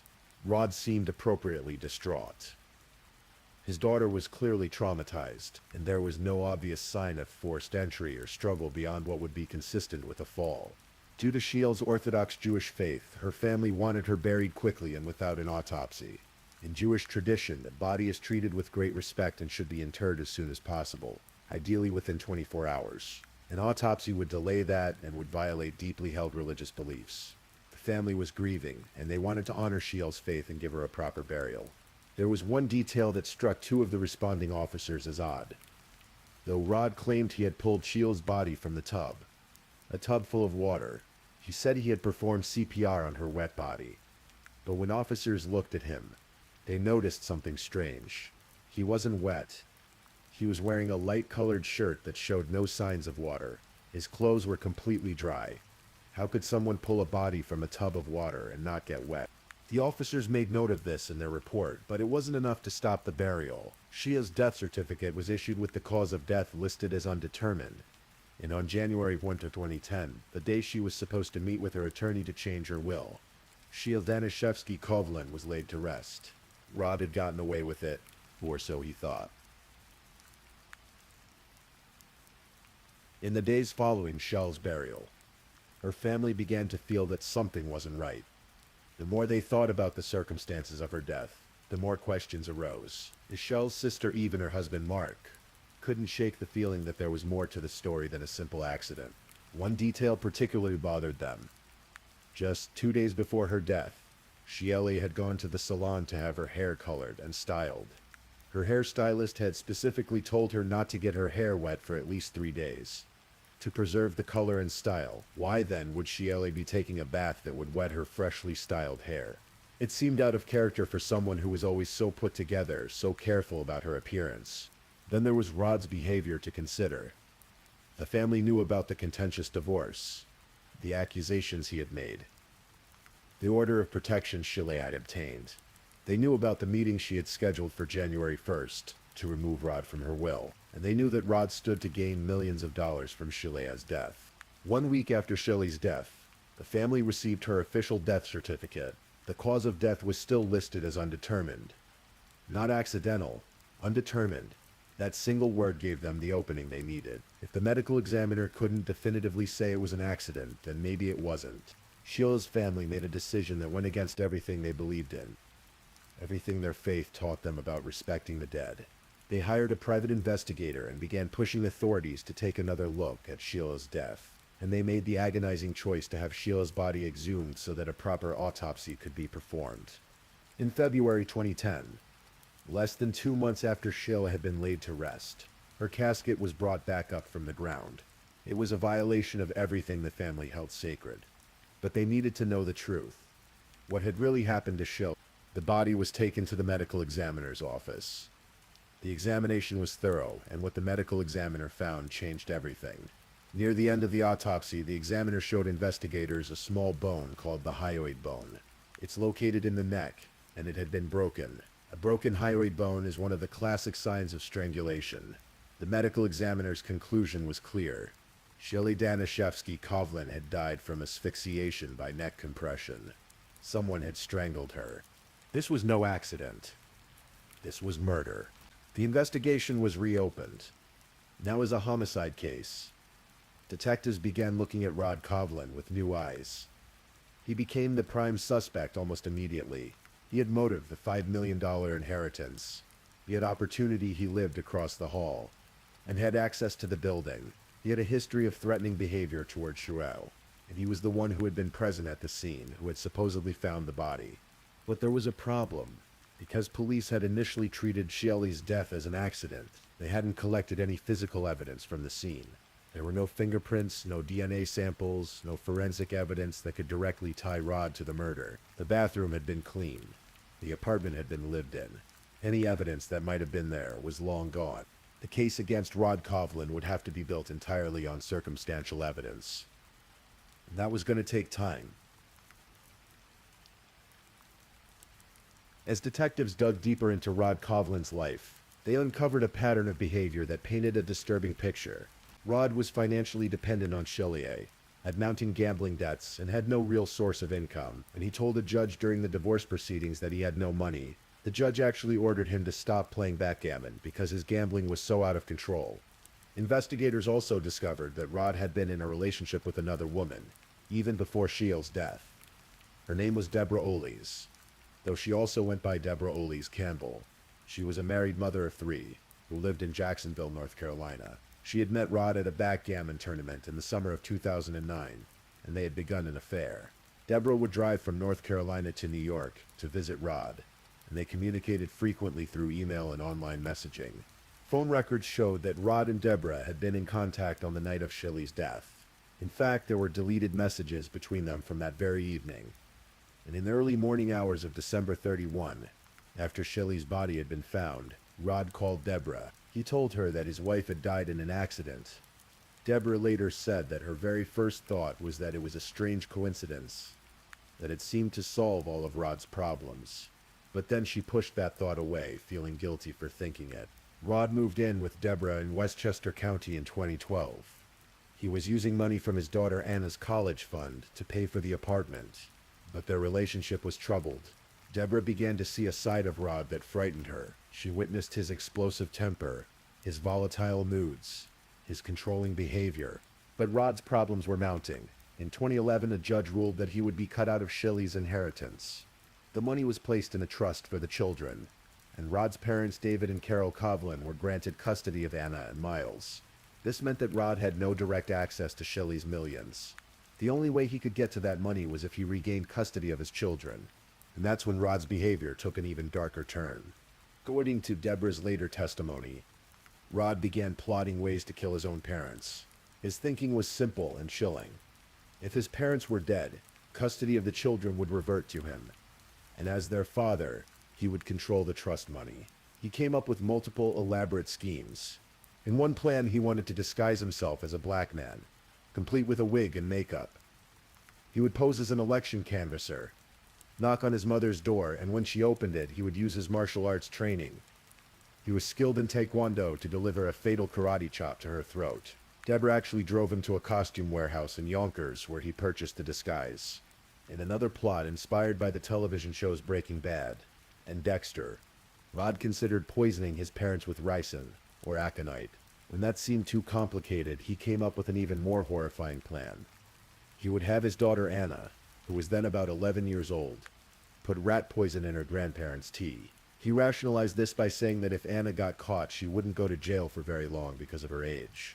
He also considered setting his parents' house on fire during the power outage caused by Hurricane Sandy, when there would be no lights and no working alarm systems. Every plan was more disturbing than the last, but Rod never followed through on any of them. Perhaps he couldn't quite bring himself to do it, or perhaps he realized the plans were too risky. But the fact that he was thinking about them, talking about them, planning them, it showed how desperate he had become to get his hands on that money. But Rod did do something that revealed the depths of his depravity. In June 2013, he accessed his daughter Anna's email account and wrote a draft email addressed to another family member. The email was written in Anna's voice, as if she were confessing to killing her mother. "All of these years I had been so incredibly afraid and guilty about the night my mom died," the fake email read. "I lied. She didn't just slip." The email went on to describe a fictional fight between Anna and Shelley in the bathroom, suggesting that Anna had pushed her mother and caused her death. Rod was attempting to frame his own 13-year-old daughter for murder. He was willing to let her take the blame, to let her believe that she had killed her own mother, all to save himself. The email was never sent, and it wasn't admitted as evidence during the trial, but when investigators found it, they realized they were dealing with someone capable of almost anything. The investigation had been ongoing for years, but police still didn't have enough evidence to arrest Rod. Everything they had was circumstantial. Yes, he had motive. Yes, he had opportunity. Yes, his behavior after Shelley's death was suspicious, but without physical evidence linking him to the murder. Prosecutors worried they couldn't convince a jury. Then, in August 2014, 5 years after Shelley's death, the break finally came. Deborah Olis called the New York Police Department. Her relationship with Rod had ended, and she had information that could change everything. Deborah told investigators that during their time together, Rod had confessed to her. He had admitted that he killed Shelley in order to gain custody of the children. He had told her about his plans to murder his parents. He had shown her the depths of his greed and his willingness to do anything to get his hands on Shelley's money. Deborah also provided investigators with something invaluable: hard drives containing messages and data from Rod's electronic devices. These files showed the extent of his plotting, his hacking into Shelley's emails, his obsessive focus on the money he felt was rightfully his. Armed with this new information, detectives moved quickly. On November 1, 2015, nearly 6 years after Shelley's death, Rod Kovlin was arrested at his home in Scarsdale, New York, and charged with second-degree murder. The arrest made headlines across New York. The case had everything: wealth, murder, family betrayal, and a con man who had almost gotten away with it. But Rod maintained his innocence. His parents stood by him, insisting that their son was being framed, that Deborah was lying, that this was all a terrible mistake. It would be more than 3 years before the case finally went to trial. In December 2018, 9 years after Shelley's death, Rod Kovlin's trial began in Manhattan Supreme Court. The courtroom was packed with family members, reporters, and people who had followed the case for years. Shelley's family sat on one side of the courtroom. Rod's parents sat behind him on the other side. The prosecution, led by Assistant District Attorney Matthew Bogdanos, laid out their case. They argued that Rod had broken into Shelley's apartment on the night of December 30th, 2009. Using his martial arts training, he had strangled her with a chokehold, breaking her hyoid bone. Then he had staged the scene to make it look like an accident, ripping the medicine cabinet door off its hinges, placing her body in the tub, and adding water to make it appear that she had drowned. The prosecution presented photos of the crime scene, showing the bathroom, the bathtub, the bloody water. They built a life-size replica of the bathroom so that jurors could understand the layout and see how implausible Rod's version of events was. A private investigator demonstrated how high the medicine cabinet was positioned, too high for someone falling to have grabbed it on the way down. The medical examiner testified about the broken hyoid bone and what it meant. The hyoid bone is small but strong. It doesn't break easily. When it does break, it's almost always a sign of strangulation. The examiner explained that the injuries Sheila sustained were consistent with someone applying pressure to her neck from behind, cutting off her air supply until she lost consciousness and died. One of the most dramatic moments of the trial came when prosecutors introduced video footage from the jail where Rod was being held awaiting trial. The video showed Rod in the law library, demonstrating a chokehold to another inmate. The prosecution argued that this showed Rod's knowledge of martial arts techniques and his ability to perform a chokehold that would be consistent with the medical examiner's findings. Rod's defense attorney, Robert Gottlieb, argued that the prosecution's case was entirely circumstantial. There was no physical evidence linking Rod to the crime. No fingerprints, no DNA, no witnesses who saw him enter Sheila's apartment that night. The defense suggested that the prosecution was simply looking for someone to blame for a tragic accident, and Rod was an easy target because of the contentious divorce. But then Deborah Oles took the stand and her testimony was devastating. Wearing dark sunglasses for most of her time on the witness stand, she had asked the judge to bar photographers from taking her picture, but the request was denied. Deborah described her relationship with Rod in detail. She told the jury about the late-night call she received on New Year's Day 2010, when Rod told her Sheila had died in an accident. She described how over time she came to see Rod's mercurial temper, his capacity for violence, his obsession with money. She testified about the murder plots against his parents. She described driving Rod to the costume warehouse to buy the disguise. She told the jury about the rat poison plan, about the Breaking Bad-inspired schemes, about the fire during Hurricane Sandy. She explained how Rod had rationalized using his own daughter to commit murder. He wanted to drive to his parents' house when he knew his mother was going to be home, Deborah testified. And when she opened the door, he wanted to karate chop her in the throat and kill her. Rod's defense attorney tried to paint Deborah as a disgruntled ex-girlfriend, someone who was angry at Rod for ending their relationship and was willing to lie to get revenge. But Deborah's testimony was specific, detailed, and backed up by the electronic evidence she had provided to investigators. The prosecution argued that Rod's behavior after the murder showed his guilt. He had tried to access Sheila's money. He had fought his parents for custody of the children. He had attempted to frame his own daughter. And when none of that worked, he had plotted to murder his parents. This wasn't the behavior of an innocent man grieving the accidental death of his estranged wife. This was the behavior of a man who had killed for money and would do anything to get it. The trial lasted 9 weeks. The jury heard from dozens of witnesses, examined hundreds of pieces of evidence, and deliberated for just 2 days before reaching their verdict. On March 13, 2019, the jury returned to the courtroom. Rod Kovlin stood to hear the verdict. The courtroom was silent except for the quiet sobbing of Sheila's family members, who had waited nearly a decade for this moment. The jury foreman read the verdict. Guilty of murder in the second degree. Sheila's family erupted in tears and embraces. After 9 years, after fighting for an exhumation, after pushing investigators to keep working the case, after enduring a painful trial, they finally had justice. Eve Karstad, Sheila's sister, said later that it wasn't a moment of celebration but a moment of relief. The thought of what would have happened if the verdict had gone the other way was too painful to contemplate. Outside the courthouse, family and friends gathered. First thing I thought of was, it's justice for Sheila, and she can finally rest, one family member said through tears. On April 10, 2019, Rod Kovlin returned to court for sentencing. His children Anna and Miles both spoke or submitted statements in support of their father. Even after everything, even after the trial and the evidence and the conviction, they still believed in his innocence. Anna, who was 18 by then, wrote in her statement, "My mom slipped, hit her head, fell unconscious and drowned, just like the medical examiner said when he found her. My father is innocent." Miles, who was 12, stood before the judge and said, "I lost one parent and do not want to lose a second." It was heartbreaking to hear these children defend the man who had killed their mother, the man who had tried to frame Anna for the murder, the man who had been willing to use them as pawns in his schemes to access their inheritance. But Rod had spent years manipulating them, convincing them of his innocence, and they believed him. Judge Ruth Pickholes was unmoved by their pleas. She cited the overwhelming evidence against Rod and the fact that he had shown absolutely no remorse for his actions. When given a chance to speak, Rod said only, "Luckily, my daughter who was there that night knows the truth." He still maintained his innocence.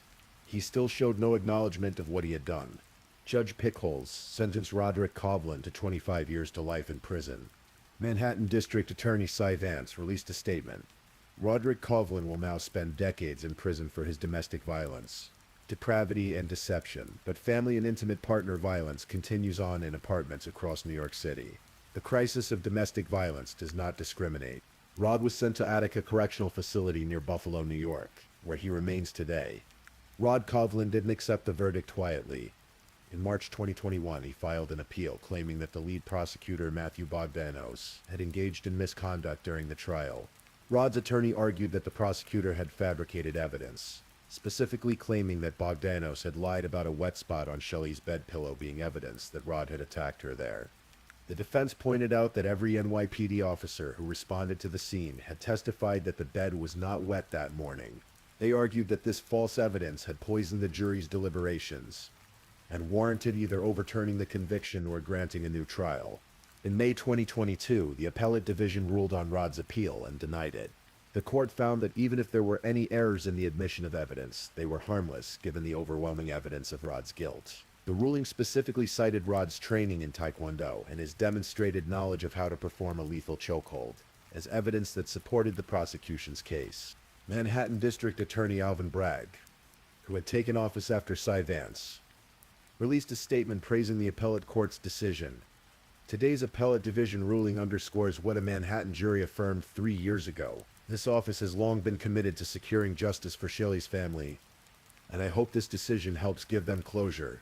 But the case still wasn't fully closed for the Coughlin family. In July 2022, Anna Coughlin, then 21 years old, wrote an open letter to District Attorney Bragg defending her father. In the letter, she provided her most detailed account yet of the morning she found her mother. "That morning my dad had no idea why I was calling until he got to the flat," she wrote. "Even though he knew his children could be in danger, he still had to wait for my tiny 9-year-old hands to pick 3 locks to open the door at the apartment." She described her belief that her mother's death was simply a tragic accident, that her father was innocent, and that the criminal justice system had failed him. "My mother's death was a tragic accident," she wrote. "I think about it every day and it will forever weigh on my heart. But there's nothing that can be done. She's gone and I have to live with it and learn to accept it. But I still have another father, a loving, kind, creative, caring, hardworking father." It's one of the saddest aspects of this entire case, that the children who lost their mother have been so thoroughly convinced of their father's innocence, that they continue to support him even after his conviction and failed appeal. They don't believe their father is capable of murder, even though a jury heard all the evidence and concluded otherwise. As of 2023, Rod Coughlin continued to maintain his innocence and claimed he was working to have his conviction overturned. In an interview, he stated that he believed the prosecution had fabricated evidence, and that a judge would eventually do the right thing and overturn his conviction or grant him a new trial. His attorney has continued to fight on his behalf, though legal experts consider the chances of success to be extremely slim. The murder of Shelley Danishevsky, Coughlin, is a case that raises profound questions about domestic violence, financial abuse, and the lengths to which some people will go when motivated by greed. Shelley was a successful, intelligent woman who seemingly had everything: a good career, financial security, 2 children she loved deeply. But she found herself trapped in a relationship with a man who saw her not as a partner or the mother of his children, but as a source of money. Rod Coughlin's behavior throughout their marriage, and after Shelley's death, reveals a pattern of manipulation and control. He made false accusations against her. He tried to turn their children against her. He hacked into her email to monitor her communications. And when she finally decided to cut him out of her will, removing his access to her fortune, he killed her. What makes this case particularly chilling is how close Rod came to getting away with it. If Shelley's family hadn't pushed for an autopsy, if they hadn't hired private investigators, if they hadn't fought for justice despite the religious and emotional cost of exhuming Shelley's body, Rod might never have been caught. The initial police response treated her death as an accident, and Rod had counted on that. He had counted on Orthodox Jewish burial customs preventing an autopsy. He had counted on the lack of physical evidence. He had almost been right. The case also highlights the importance of listening to family members who suspect domestic violence. Shelley had confided in her family about Rod's behavior.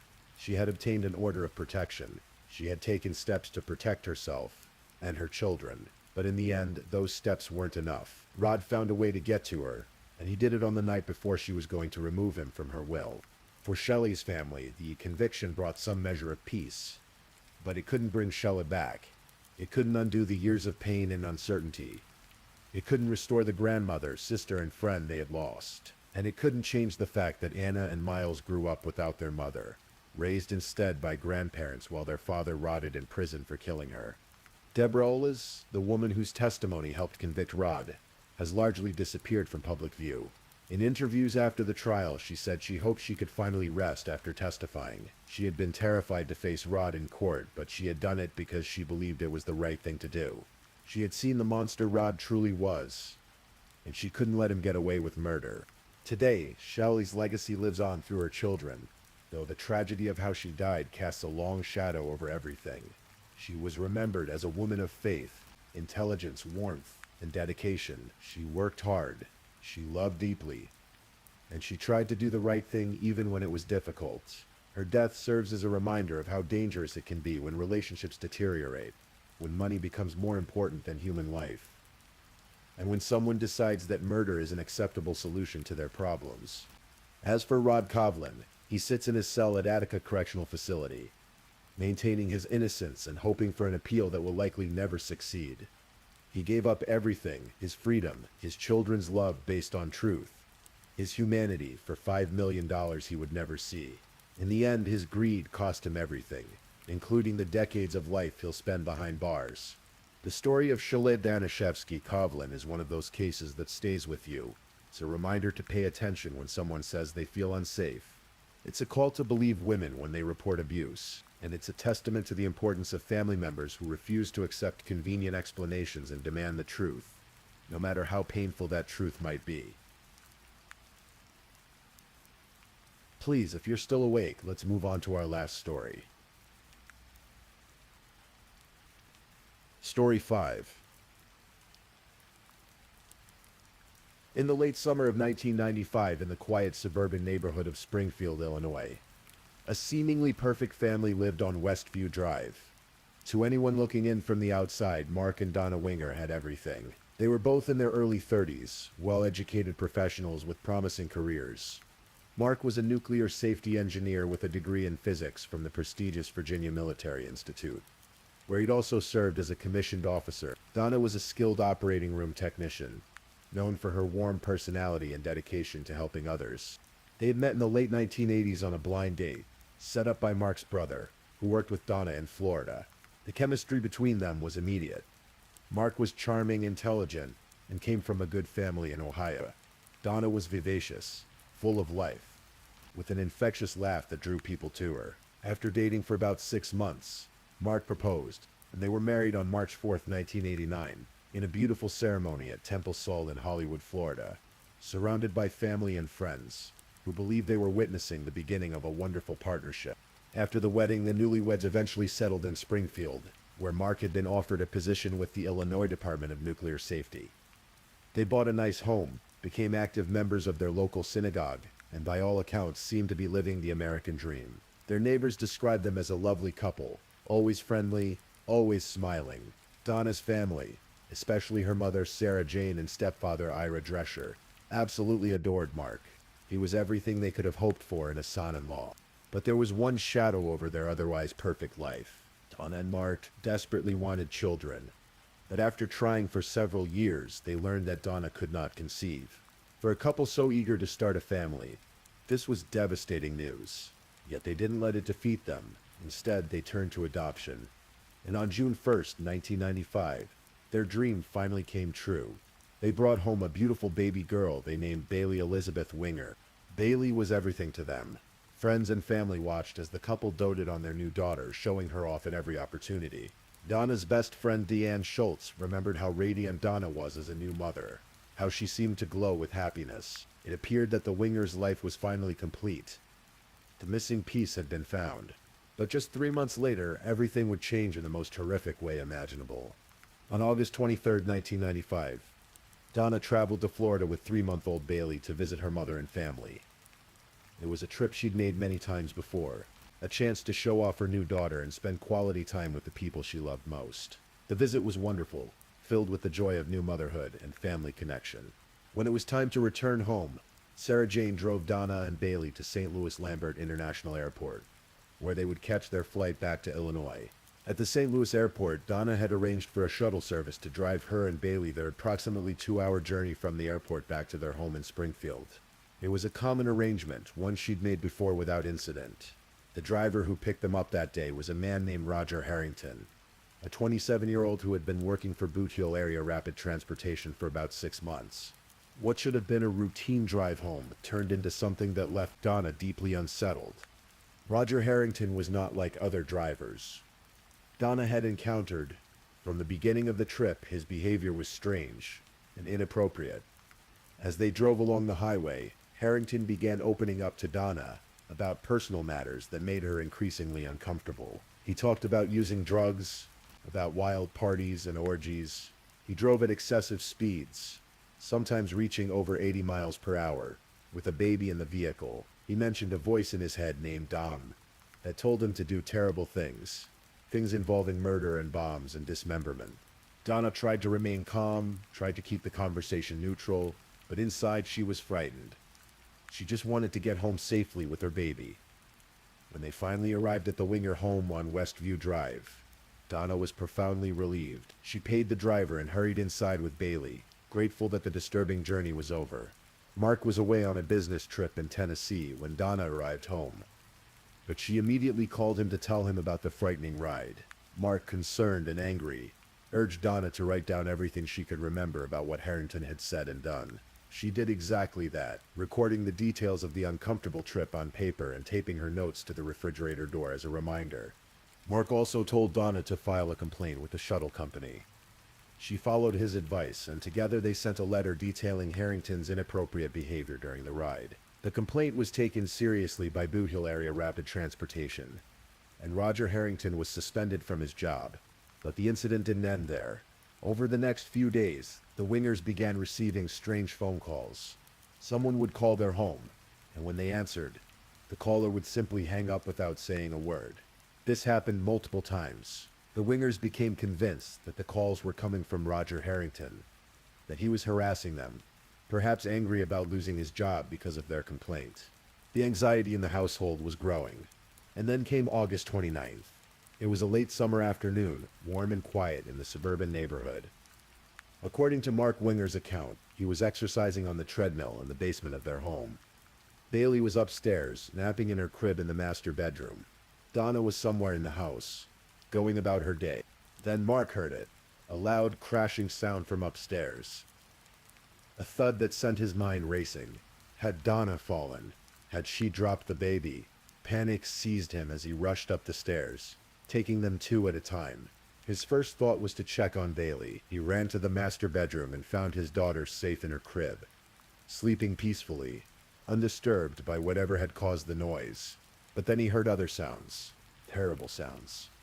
Sounds of struggle and violence coming from elsewhere in the house. Mark grabbed his .45 caliber pistol from the bedroom and ran toward the hallway. What he claimed he saw there would become the foundation of one of the most elaborate deceptions in Illinois criminal history. According to Mark, he rounded the corner and saw a scene of horror. His wife Donna was lying on the floor, motionless, blood pooling around her head. Standing over her was a man with a hammer raised high, bringing it down again and again onto Donna's skull. Mark said he recognized the man immediately. It was Roger Harrington, the shuttle driver who had made Donna so uncomfortable, the man they believed had been harassing them. Without hesitation, Mark raised his pistol and fired. The bullet struck Harrington in the back of the head, and he crumpled to the floor. But according to Mark, Harrington wasn't dead yet. He began to sit up, turning toward Mark, and in fear for his own life, Mark fired again, this time hitting Harrington in the forehead. Only then did the threat seem to end. Mark's hands were shaking as he reached for the phone and dialed 911. The call that followed would be played and analyzed countless times in the years to come. On the recording, Mark sounds frantic, breathless, his words tumbling over each other in apparent hysteria. "I just found this man in my house." Mark gasped into the phone. "He beat my wife. He's lying on the floor with a bullet in his head. Yes, I shot him. He was killing my wife.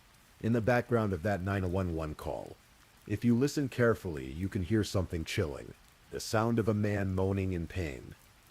And then, suddenly, Mark tells the operator he has to go, that he can hear his baby crying. He hangs up the phone abruptly. When police arrived at the scene just minutes later, they found exactly what Mark had described. Two bodies on the floor of the hallway. Donna Winger, 32 years old, with massive head trauma. She had been struck no less than 7 times with a claw hammer. Roger Harrington, 27 years old, with 2 gunshot wounds to the head, one in the back and one in the forehead. Neither victim could speak. Neither would survive their injuries. Detective Charlie Cox was one of the first investigators on the scene. He found Mark Winger, visibly shaken, sitting in the house trying to process what had happened.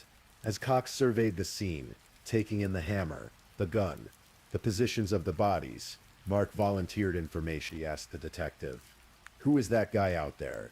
Is his name Roger?" When Cox confirmed that yes, the dead man was Roger Harrington, Mark seemed shocked. "Oh my God, that's the man who has been harassing my wife this week," he exclaimed, and proceeded to tell Cox about the frightening shuttle ride and the anonymous phone calls that had followed. The pieces seemed to fall into place almost immediately. Here was the motive. Harrington had been angry about losing his job because of the Wingers' complaint.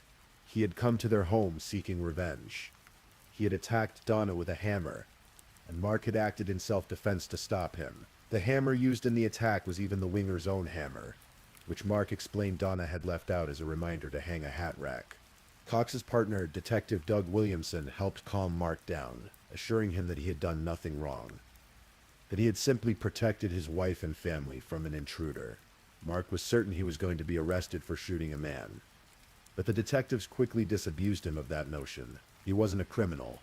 He was a victim, a hero even, who had tried to save his wife from a madman. The case seemed open and shut. Roger Harrington's background supported the theory. He did have a history of psychiatric treatment. He had been in trouble before. A note was found in Harrington's car with the Winger address written on it, which seemed to support the idea that he had planned this attack. Less than 48 hours after the murders, the prosecutor held a press conference and announced that Mark Winger had acted in self-defense. No charges would be filed. The case was closed. The official conclusion was that Roger Harrington had broken into the Winger home and murdered Donna in retaliation for the complaint that cost him his job, and Mark Winger had shot Harrington to stop the attack.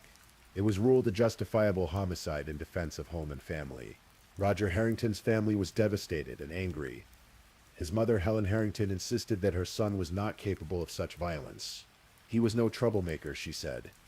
He was a good kid. He wouldn't even strike at anybody. I don't think he would hurt anybody, and I don't think he was crazy, but no one listened to the Harringtons. The case was closed, and Roger Harrington would be remembered as a murderer. For Mark Winger, life went on. There was an outpouring of support from the Springfield community. People viewed him as a tragic figure, a good man who had lost his wife in the most horrible way imaginable and had been forced to take a life to try to save her. His family rallied around him. Donna's family, shattered by grief, flew to Illinois to support their beloved son-in-law. Sarah Jane and Ira Drescher were devastated by the loss of their daughter, but they never doubted Mark's story. How could they? He was family. He was a good man, and now he was a widowed father trying to raise an infant daughter on his own. In the months that followed, Mark collected on Donna's life insurance policy, which was worth approximately $175,000. But he didn't stop there. He also filed a wrongful death lawsuit against Boot Heel Area Rapid Transportation, the company that employed Roger Harrington, seeking millions in damages. The lawsuit claimed that the company had been negligent in hiring and supervising Harrington, and that this negligence had led directly to Donna's death. Meanwhile, Mark needed help caring for 3-month-old Bailey. Donna's family suggested he hire a nanny, someone who could help him through this difficult time. In January 1996, just 5 months after Donna's death, a young woman named Rebecca Simic came into Mark Winger's life. Rebecca was 23 years old, a recent college graduate looking for nanny work in the Springfield area. When she met Mark and Bailey, she was moved by their story. Here was this tiny baby girl who had lost her mother at just 3 months old, and this grieving widower trying to do right by his daughter. Rebecca felt called to help them. It just felt like Bailey was the one that really needed me the most. she would later say. She had been through so much already at the age of 3 months. Rebecca moved into the Winger home to provide full-time care for Bailey. Even Donna's family approved of her, seeing her as an angel sent to help Mark during this impossible time. Rebecca was kind, nurturing, and wonderful with Bailey. She was dedicated to giving the little girl a good childhood, despite the trauma of losing her mother. At first, Rebecca felt uncomfortable in the house where two people had died so violently, but Mark helped put her at ease. He was gentle, thoughtful, and grateful for her help. As the weeks passed, their relationship evolved. After long days of childcare, Mark and Rebecca would sit together, sharing a glass of wine and conversation. A connection was forming between them. The relationship between Mark and Rebecca deepened quickly. To those around them, it seemed natural in a way. Mark had been happily married, and as he explained to Rebecca, when you have a good marriage, it's natural for you just to want that again. Rebecca found herself falling for this man who seemed to be such a devoted father, such a tragic figure, such a hero who had tried his best to save his wife. 16 months after Donna's death, Mark Winger and Rebecca Simic eloped in Hawaii. The quickness of the marriage raised some eyebrows, but most people understood here was a man who needed a mother for his daughter, a partner to help him rebuild his life, and Rebecca clearly loved both Mark and Bailey. Mark sent a letter to Sarah Jane Drescher, Donna's mother, informing her of the marriage, but the letter contained more than just news of his remarriage. He also told Sarah Jane that she would no longer be referred to as Bailey's grandmother. This was a significant and hurtful blow to Donna's family, but Mark was moving forward with his new life, and that meant establishing boundaries. Rebecca legally adopted Bailey, and she and Mark went on to have 3 more children together. Daughters Anna and Maggie, and a son named Ben. From the outside, it appeared that Mark Winger had overcome tragedy and built a new, beautiful family. He had a successful career, a loving wife, 4 children, and the sympathy and respect of his community. The perfect life rebuilt from ashes. But there was someone who knew the truth. Someone who had been carrying a terrible burden of knowledge for years. Someone whose guilt was eating her alive. Dan Schultz had been Donna's best friend. They were incredibly close. So close that Donna's sisters considered Deanne to be like another sister to them. After Donna's death, Deanne struggled profoundly with grief. She seemed to have a particularly hard time accepting the loss, and there was noticeable tension between her and Rebecca Simic.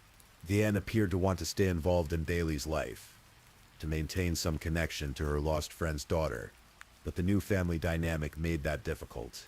What no one knew, what Deanne had kept secret for more than 3 years, was that she and Mark Winger had been having an affair. It had started about a month before Donna's murder. Deanne and Mark had begun a secret relationship, one that continued for a few months after Donna's death. And during that affair, Mark had said things to Deanne that haunted her. Terrible things. Mark had told Deanne that he wanted out of his marriage. He said it would be easier if Donna just died. At the time, Deanne thought it was just talk. The kind of dark thoughts people sometimes voice when they're unhappy, but never act upon. She didn't take him seriously. How could she? Mark and Donna seemed so happy on the surface. But then came the shuttle ride with Roger Harrington, and Donna's complaint about his behavior. And Mark said something to Deanne that made her blood run cold. "I've got to get that driver in my house." He told her that all she would need to do afterward was find Donna's body. Deanne refused to participate. She thought Mark was speaking hypothetically, working through his frustrations. But when Donna actually turned up dead, just days later, killed in exactly the scenario Mark had described, Deanne knew. She knew what he had done. But Mark had threatened her. He warned her that if she ever told anyone about the things he'd said, they would both be in trouble. And Deanne, terrified and racked with guilt, kept silent. She watched as Mark was declared a hero. She watched as he collected insurance money and filed lawsuits. She watched as he married Rebecca and started a new family. And the weight of what she knew crushed her. Deanne attempted suicide multiple times. She spiraled into severe depression, unable to cope with the knowledge that her friend had been murdered by her husband, and that she, Deanne, had known he was capable of it and hadn't said anything. The guilt was unbearable. Years passed. Mark seemed to have gotten away with it completely. But then in 1999, something happened that Mark couldn't have anticipated. Mark kept showing up at the police station asking questions about the case, even though it had been closed for years.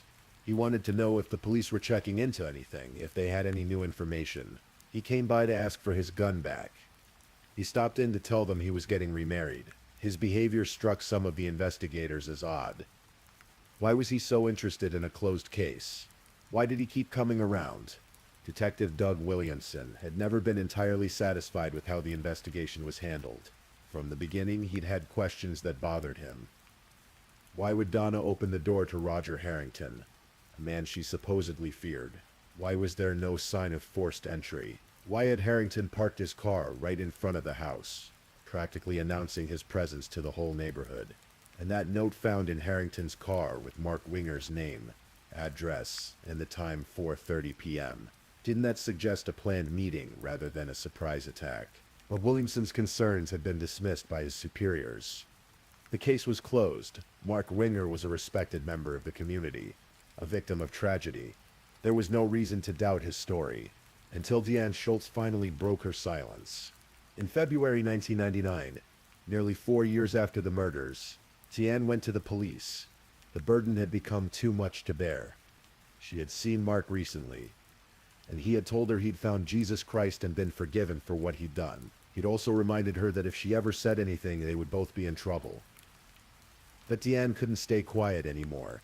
She told investigators about the affair. She told them about Mark's statements that it would be easier if Donna died. She told them about Mark saying he needed to get the shuttle driver into his house. She told them everything. The revelation was explosive. Detective Charlie Cox, who had written in his initial report that it was very apparent Mark and Donna were very much in love, was shocked. He had completely missed this. The police decided to reopen the case and re-examine all the evidence. But there was a problem. When they went to retrieve the evidence from storage, they discovered it was gone. All of it had been released to Mark Winger's attorney as part of the wrongful death lawsuit he had filed against the shuttle company. The very lawsuit he was pursuing to profit even further from his wife's death had put the evidence into his own hands. Investigators had to start from scratch, but they were determined to get it right this time. They began looking at everything with fresh eyes, operating under the theory that Mark Winger had murdered his wife and framed Roger Harrington. The shuttle company's lawsuit had required its own investigation, and during that process, some evidence had been preserved, including 3 Polaroid photographs taken at the crime scene before the bodies were moved. These photographs had never been properly examined during the initial investigation. Now they became crucial. The Polaroids showed the exact positions of Donna's and Roger Harrington's bodies when first responders arrived, and those positions contradicted Mark Winger's account of what had happened. Mark had stated that Roger Harrington was kneeling down right next to Donna's head, beating her with the hammer, and that when Mark shot him, Harrington fell backwards, so that his feet remained near Donna's head. But the photographs showed the exact opposite. They showed that Harrington's body was positioned in a way that made Mark's story impossible. Investigators brought in blood spatter experts to analyze the scene. The expert Tom Bevel concluded that the blood evidence told a very different story than the one Mark had been telling for years. The blood patterns showed that Roger Harrington had been shot first, not second. He had been lying face down when he was initially shot in the back of the head. The blood evidence suggested he had been flipped over onto his back before receiving the final gunshot to his forehead. And Donna's clothing showed no signs of blood spatter, consistent with Harrington being shot while standing over her, as Mark had claimed. Most damning of all, experts found spots of Donna's blood on Mark's clothing that were consistent with Mark having been the one wielding the hammer. Roger Harrington's clothing, by contrast, showed no trace of Donna's blood at all. If he had been beating her with a hammer as violently as Mark described, he would have been covered in her blood. But he wasn't, because he hadn't attacked her. Other pieces of evidence began to make sense in this new light.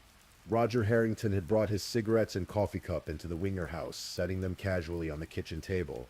Would a man planning a violent attack bring his coffee and cigarettes with him? No, but a man who thought he was coming for a friendly meeting to smooth things over would. Harrington had left weapons in his car. He had a tire iron and a knife, either of which would have made a more effective weapon than the Winger's own hammer. If he had come to commit murder, why would he have left his own weapons behind and used a hammer he found in the house? There was no sign of forced entry. Neighbors reported seeing Harrington's junky Oldsmobile park in front of the Winger house, and seeing him wait a few minutes before going inside. That suggested he was expected, that he had an appointment, and then there was that note in his car with Mark Winger's name, address and the time 4:30 p.m. It wasn't a threatening note or a stalker's note. It was a reminder note, the kind someone writes to themselves about an appointment. Investigators dug deeper. They discovered that Mark Winger had called Boot Heel Area Rapid Transportation earlier on the day of the murders, asking specifically for Roger Harrington. Dispatch records confirmed it. Mark had reached out to Roger and arranged for him to come to the house. When investigators listened carefully to the 911 call again, they noticed something they had missed before. Yes, there was a man moaning in the background during part of the call. But when Mark abruptly hung up, saying he needed to attend to his crying baby, there was actually no baby crying in the background. That struck investigators as significant. Had Mark hung up because he realized Roger Harrington was still alive and needed to fire that second shot before help arrived? The theory that emerged was devastating in its calculation. Mark Winger had been having an affair with Deanne Schultz. He wanted out of his marriage to Donna. When Donna came home from Florida with that disturbing story about the shuttle driver Roger Harrington, Mark saw an opportunity. He could kill Donna, frame the mentally unstable shuttle driver, and walk away a hero. He could keep Bailey, marry Deanne, and start fresh. It was the perfect plan. Mark reached out to Roger Harrington, likely under the pretense of wanting to meet with him to discuss the incident. Perhaps to assure Harrington that there would be no professional repercussions, that they could work things out. Roger, who by all accounts was not violent and desperately needed his job, came to the meeting hoping to make peace. When Roger arrived at the house that afternoon, Mark let him in. Roger brought his coffee and cigarettes, expecting a civil conversation, but Mark had other plans. He executed Roger with a shot to the back of the head as Roger stood in the hallway, probably not even knowing what was happening. Then Mark beat his wife Donna to death with the hammer, striking her at least 7 times. He positioned the hammer near Harrington's body, flipped Harrington over, and fired a second shot into his forehead to make it look like there had been a confrontation. Then he called 911 and performed the role of the hysterical husband who had walked in on a murder in progress. And it had worked. For years it had worked perfectly. But now, in 2001, Mark Winger was arrested and charged with 2 counts of first-degree murder. The man who had been hailed as a hero, who had collected insurance money and community sympathy, who had rebuilt his life and started a new family, was finally going to face justice. The trial began in May 2002. For Rebecca Simic, it was a nightmare beyond comprehension. She had been at McDonald's Playland with her 4 children when she got the call about Mark's arrest. She was shocked, having had no idea there was even an investigation. The Mark she knew was a good husband, a loving father. She couldn't reconcile that man with the accusations being made. At first, Rebecca supported Mark. She attended the trial every day, convinced he would be acquitted, convinced there had been some terrible mistake. She had spent years believing he was a hero, believing he had tried his best to save Donna. She had built a life with him, had 4 children with him. This couldn't be real. But as the evidence was presented, as witness after witness testified, as the forensic experts explained the blood spatter and the impossibility of Mark's story, Rebecca began to understand the horrifying truth. The man she had married, the father of her children, was a cold-blooded murderer who had orchestrated one of the most calculated crimes imaginable. The prosecution presented Deanne Schultz's testimony about the affair and Mark's incriminating statements. They presented the Polaroid photographs showing the body positions. They presented the blood spatter analysis. They presented testimony from paramedics who said they had found Donna face down, contradicting Mark's claim that he had held her before they arrived.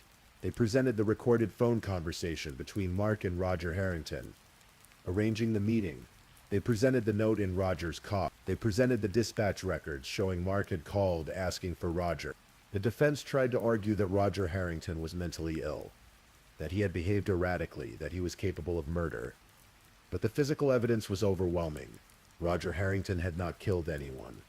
He had been murdered, used as a pawn in Mark Winger's scheme. After a 3-week trial, the jury reached their verdict. Guilty on 2 counts of first-degree murder. Sobbing, Rebecca Simic sat in the courtroom as the verdict was read, and in that moment her entire world collapsed. That guilty verdict solidified that, hey, your life's over. Your kids don't have a dad. It's up to you. Move on, she later recalled. Mark Winger was sentenced to life in prison without the possibility of parole. At age 39, he would spend the rest of his days behind bars. Roger Harrington's name was finally cleared. The young man who had been vilified as a monster for 7 years was vindicated. His family had been right all along. He had been innocent, a victim of Mark Winger's malevolence. For Rebecca Simic, the aftermath was devastating. She found herself suddenly a single mother to 4 young children, Bailey, now 7, Anna, 5, Maggie, 3, and Ben, 2. She was the wife of a convicted double murderer, living in a community that viewed her with suspicion, wondering if she had known if she had been complicit in some way. The financial security she had known disappeared. The house went into foreclosure. After 7 years as a stay-at-home mom, she had to find work, and eventually had to make the painful decision to go on welfare. Her brothers helped her relocate to Louisville, Kentucky, where she could start fresh. She changed her name back to her maiden name, Simic, and changed all of her children's names as well. They were no longer Wingers. They needed distance from that name, from that legacy. For Bailey, now a young child old enough to have questions, Rebecca faced the heartbreaking task of explaining why her daddy was in prison, why they had to leave their home, why everything had changed. As Bailey grew older, Rebecca eventually told her the full truth about what her biological father had done. It was closure Bailey needed, a way to understand and finally break away from the man who had killed her mother. But the story doesn't end there. In 2006, Mark Winger demonstrated once again that his capacity for evil had not been diminished by his incarceration. From prison, he attempted to arrange 2 more murders. He approached a fellow inmate with an elaborate plan to have people killed on the outside. His intended victims were Deanne Schultz, the woman who had been his mistress and who had testified against him, and Jeffrey Gelman, a childhood friend who had refused to post Mark's $1 million bail. The plan was intricate and disturbing. Mark initially wanted Gelman kidnapped for ransom, and then both Gelman and Schultz murdered. He wanted Schultz's death staged to look like a suicide, and he provided detailed instructions about ensuring only her fingerprints were on the suicide note, that only her DNA was on the envelope stamps and flap. He even harbored thoughts about having Donna's stepfather, Ira Drescher, killed as well if there was money left over. But the inmate Mark approached didn't follow through with the plan. Instead, he reported it to authorities. Mark Winger was indicted on charges of solicitation of murder. In June 2007, Mark Winger was convicted of solicitation of murder. The judge added 35 years to his existing life without parole sentence, calling him a threat to the public. Sarah Jane Drescher, Donna's mother, told the media that the additional sentence gave her peace of mind, easing her worry that some technicality might overturn the murder convictions and set her former son-in-law free. Today, Mark Winger remains incarcerated at Menard Correctional Center in Illinois, where he will spend the rest of his life. He is now in his 60s, having spent more than 2 decades behind bars. A man who once had everything, who seemed so perfect on the surface, who fooled an entire community into believing he was a hero, is just another inmate among thousands. For Rebecca Simic, life moved forward in ways she never could have imagined. She dedicated herself to raising her 4 children, determined that their father's crimes would not define them, and remarkably they have thrived. Bailey, the baby who was sleeping peacefully in her crib while her mother was murdered in the hallway, grew up to manage a restaurant and dreams of running her own animal sanctuary. Anna became a teacher. Maggie became an artist whose work includes a memorial shrine honoring her father's victims. Ben became an athlete, a college basketball player standing 6 feet 4 inches tall. Rebecca eventually began volunteering with Big Brothers, Big Sisters, working specifically with children who have incarcerated parents. She knows firsthand what these children go through, the stigma, the shame, the questions they face. She wants to help them understand that they are not guilty by association, that they can overcome this burden and reach their full potential. Donna's family, after years of grief and betrayal, was eventually able to reconnect with Bailey. The little girl they thought they had lost was returned to them, and healing began. The close-knit family of sisters was able to embrace Bailey as one of their own again, to tell her about her mother, Donna, to share memories and love that had been denied them for so long. The Murder of Donna Winger is a story about deception at its most calculated and cruel. It's about a man who valued his own desires above human life, who was willing to kill his wife and frame an innocent man to get what he wanted. It's about how appearances can be deceiving, how the most seemingly perfect people can hide the darkest intentions. It's also a story about truth eventually surfacing, about how guilt can burden a conscience until it must be revealed, about how careful investigation and forensic science can unravel even the most carefully constructed lie. Most of all, it's a story about resilience, about children who overcame the stigma of having a murderer for a father and built successful lives, about a mother who refused to let her children be destroyed by their father's crimes, about a family that found each other again after years of separation and pain. Mark Winger almost got away with the perfect murder. For years, he lived as a free man, celebrated as a hero, building a new life on the foundation of his wife's death and the destruction of an innocent man's reputation. But in the end, justice prevailed. The truth came out, and the man who thought he was smart enough to commit murder and walk away unscathed learned that some deceptions, no matter how carefully planned, will eventually unravel. The victims, Donna Winger and Roger Harrington, can never be brought back. The years of their lives stolen by Mark Winger's selfishness can never be recovered, but their names have been cleared, their memories honored, and the truth of what happened to them on that August day in 1995 is finally known. And perhaps that is the most important lesson of all. That truth matters. That justice, even when delayed, matters. That the victims, their families, and the community deserve to know what really happened, no matter how long it takes. Thank you for listening to tonight's true crime story. Rest peacefully knowing that another story awaits you next time, ready to accompany you on another journey toward restorative sleep. But if you're still awake, don't forget to like and subscribe so you don't miss our next true crime stories. And until next time, stay safe and take care. Good night.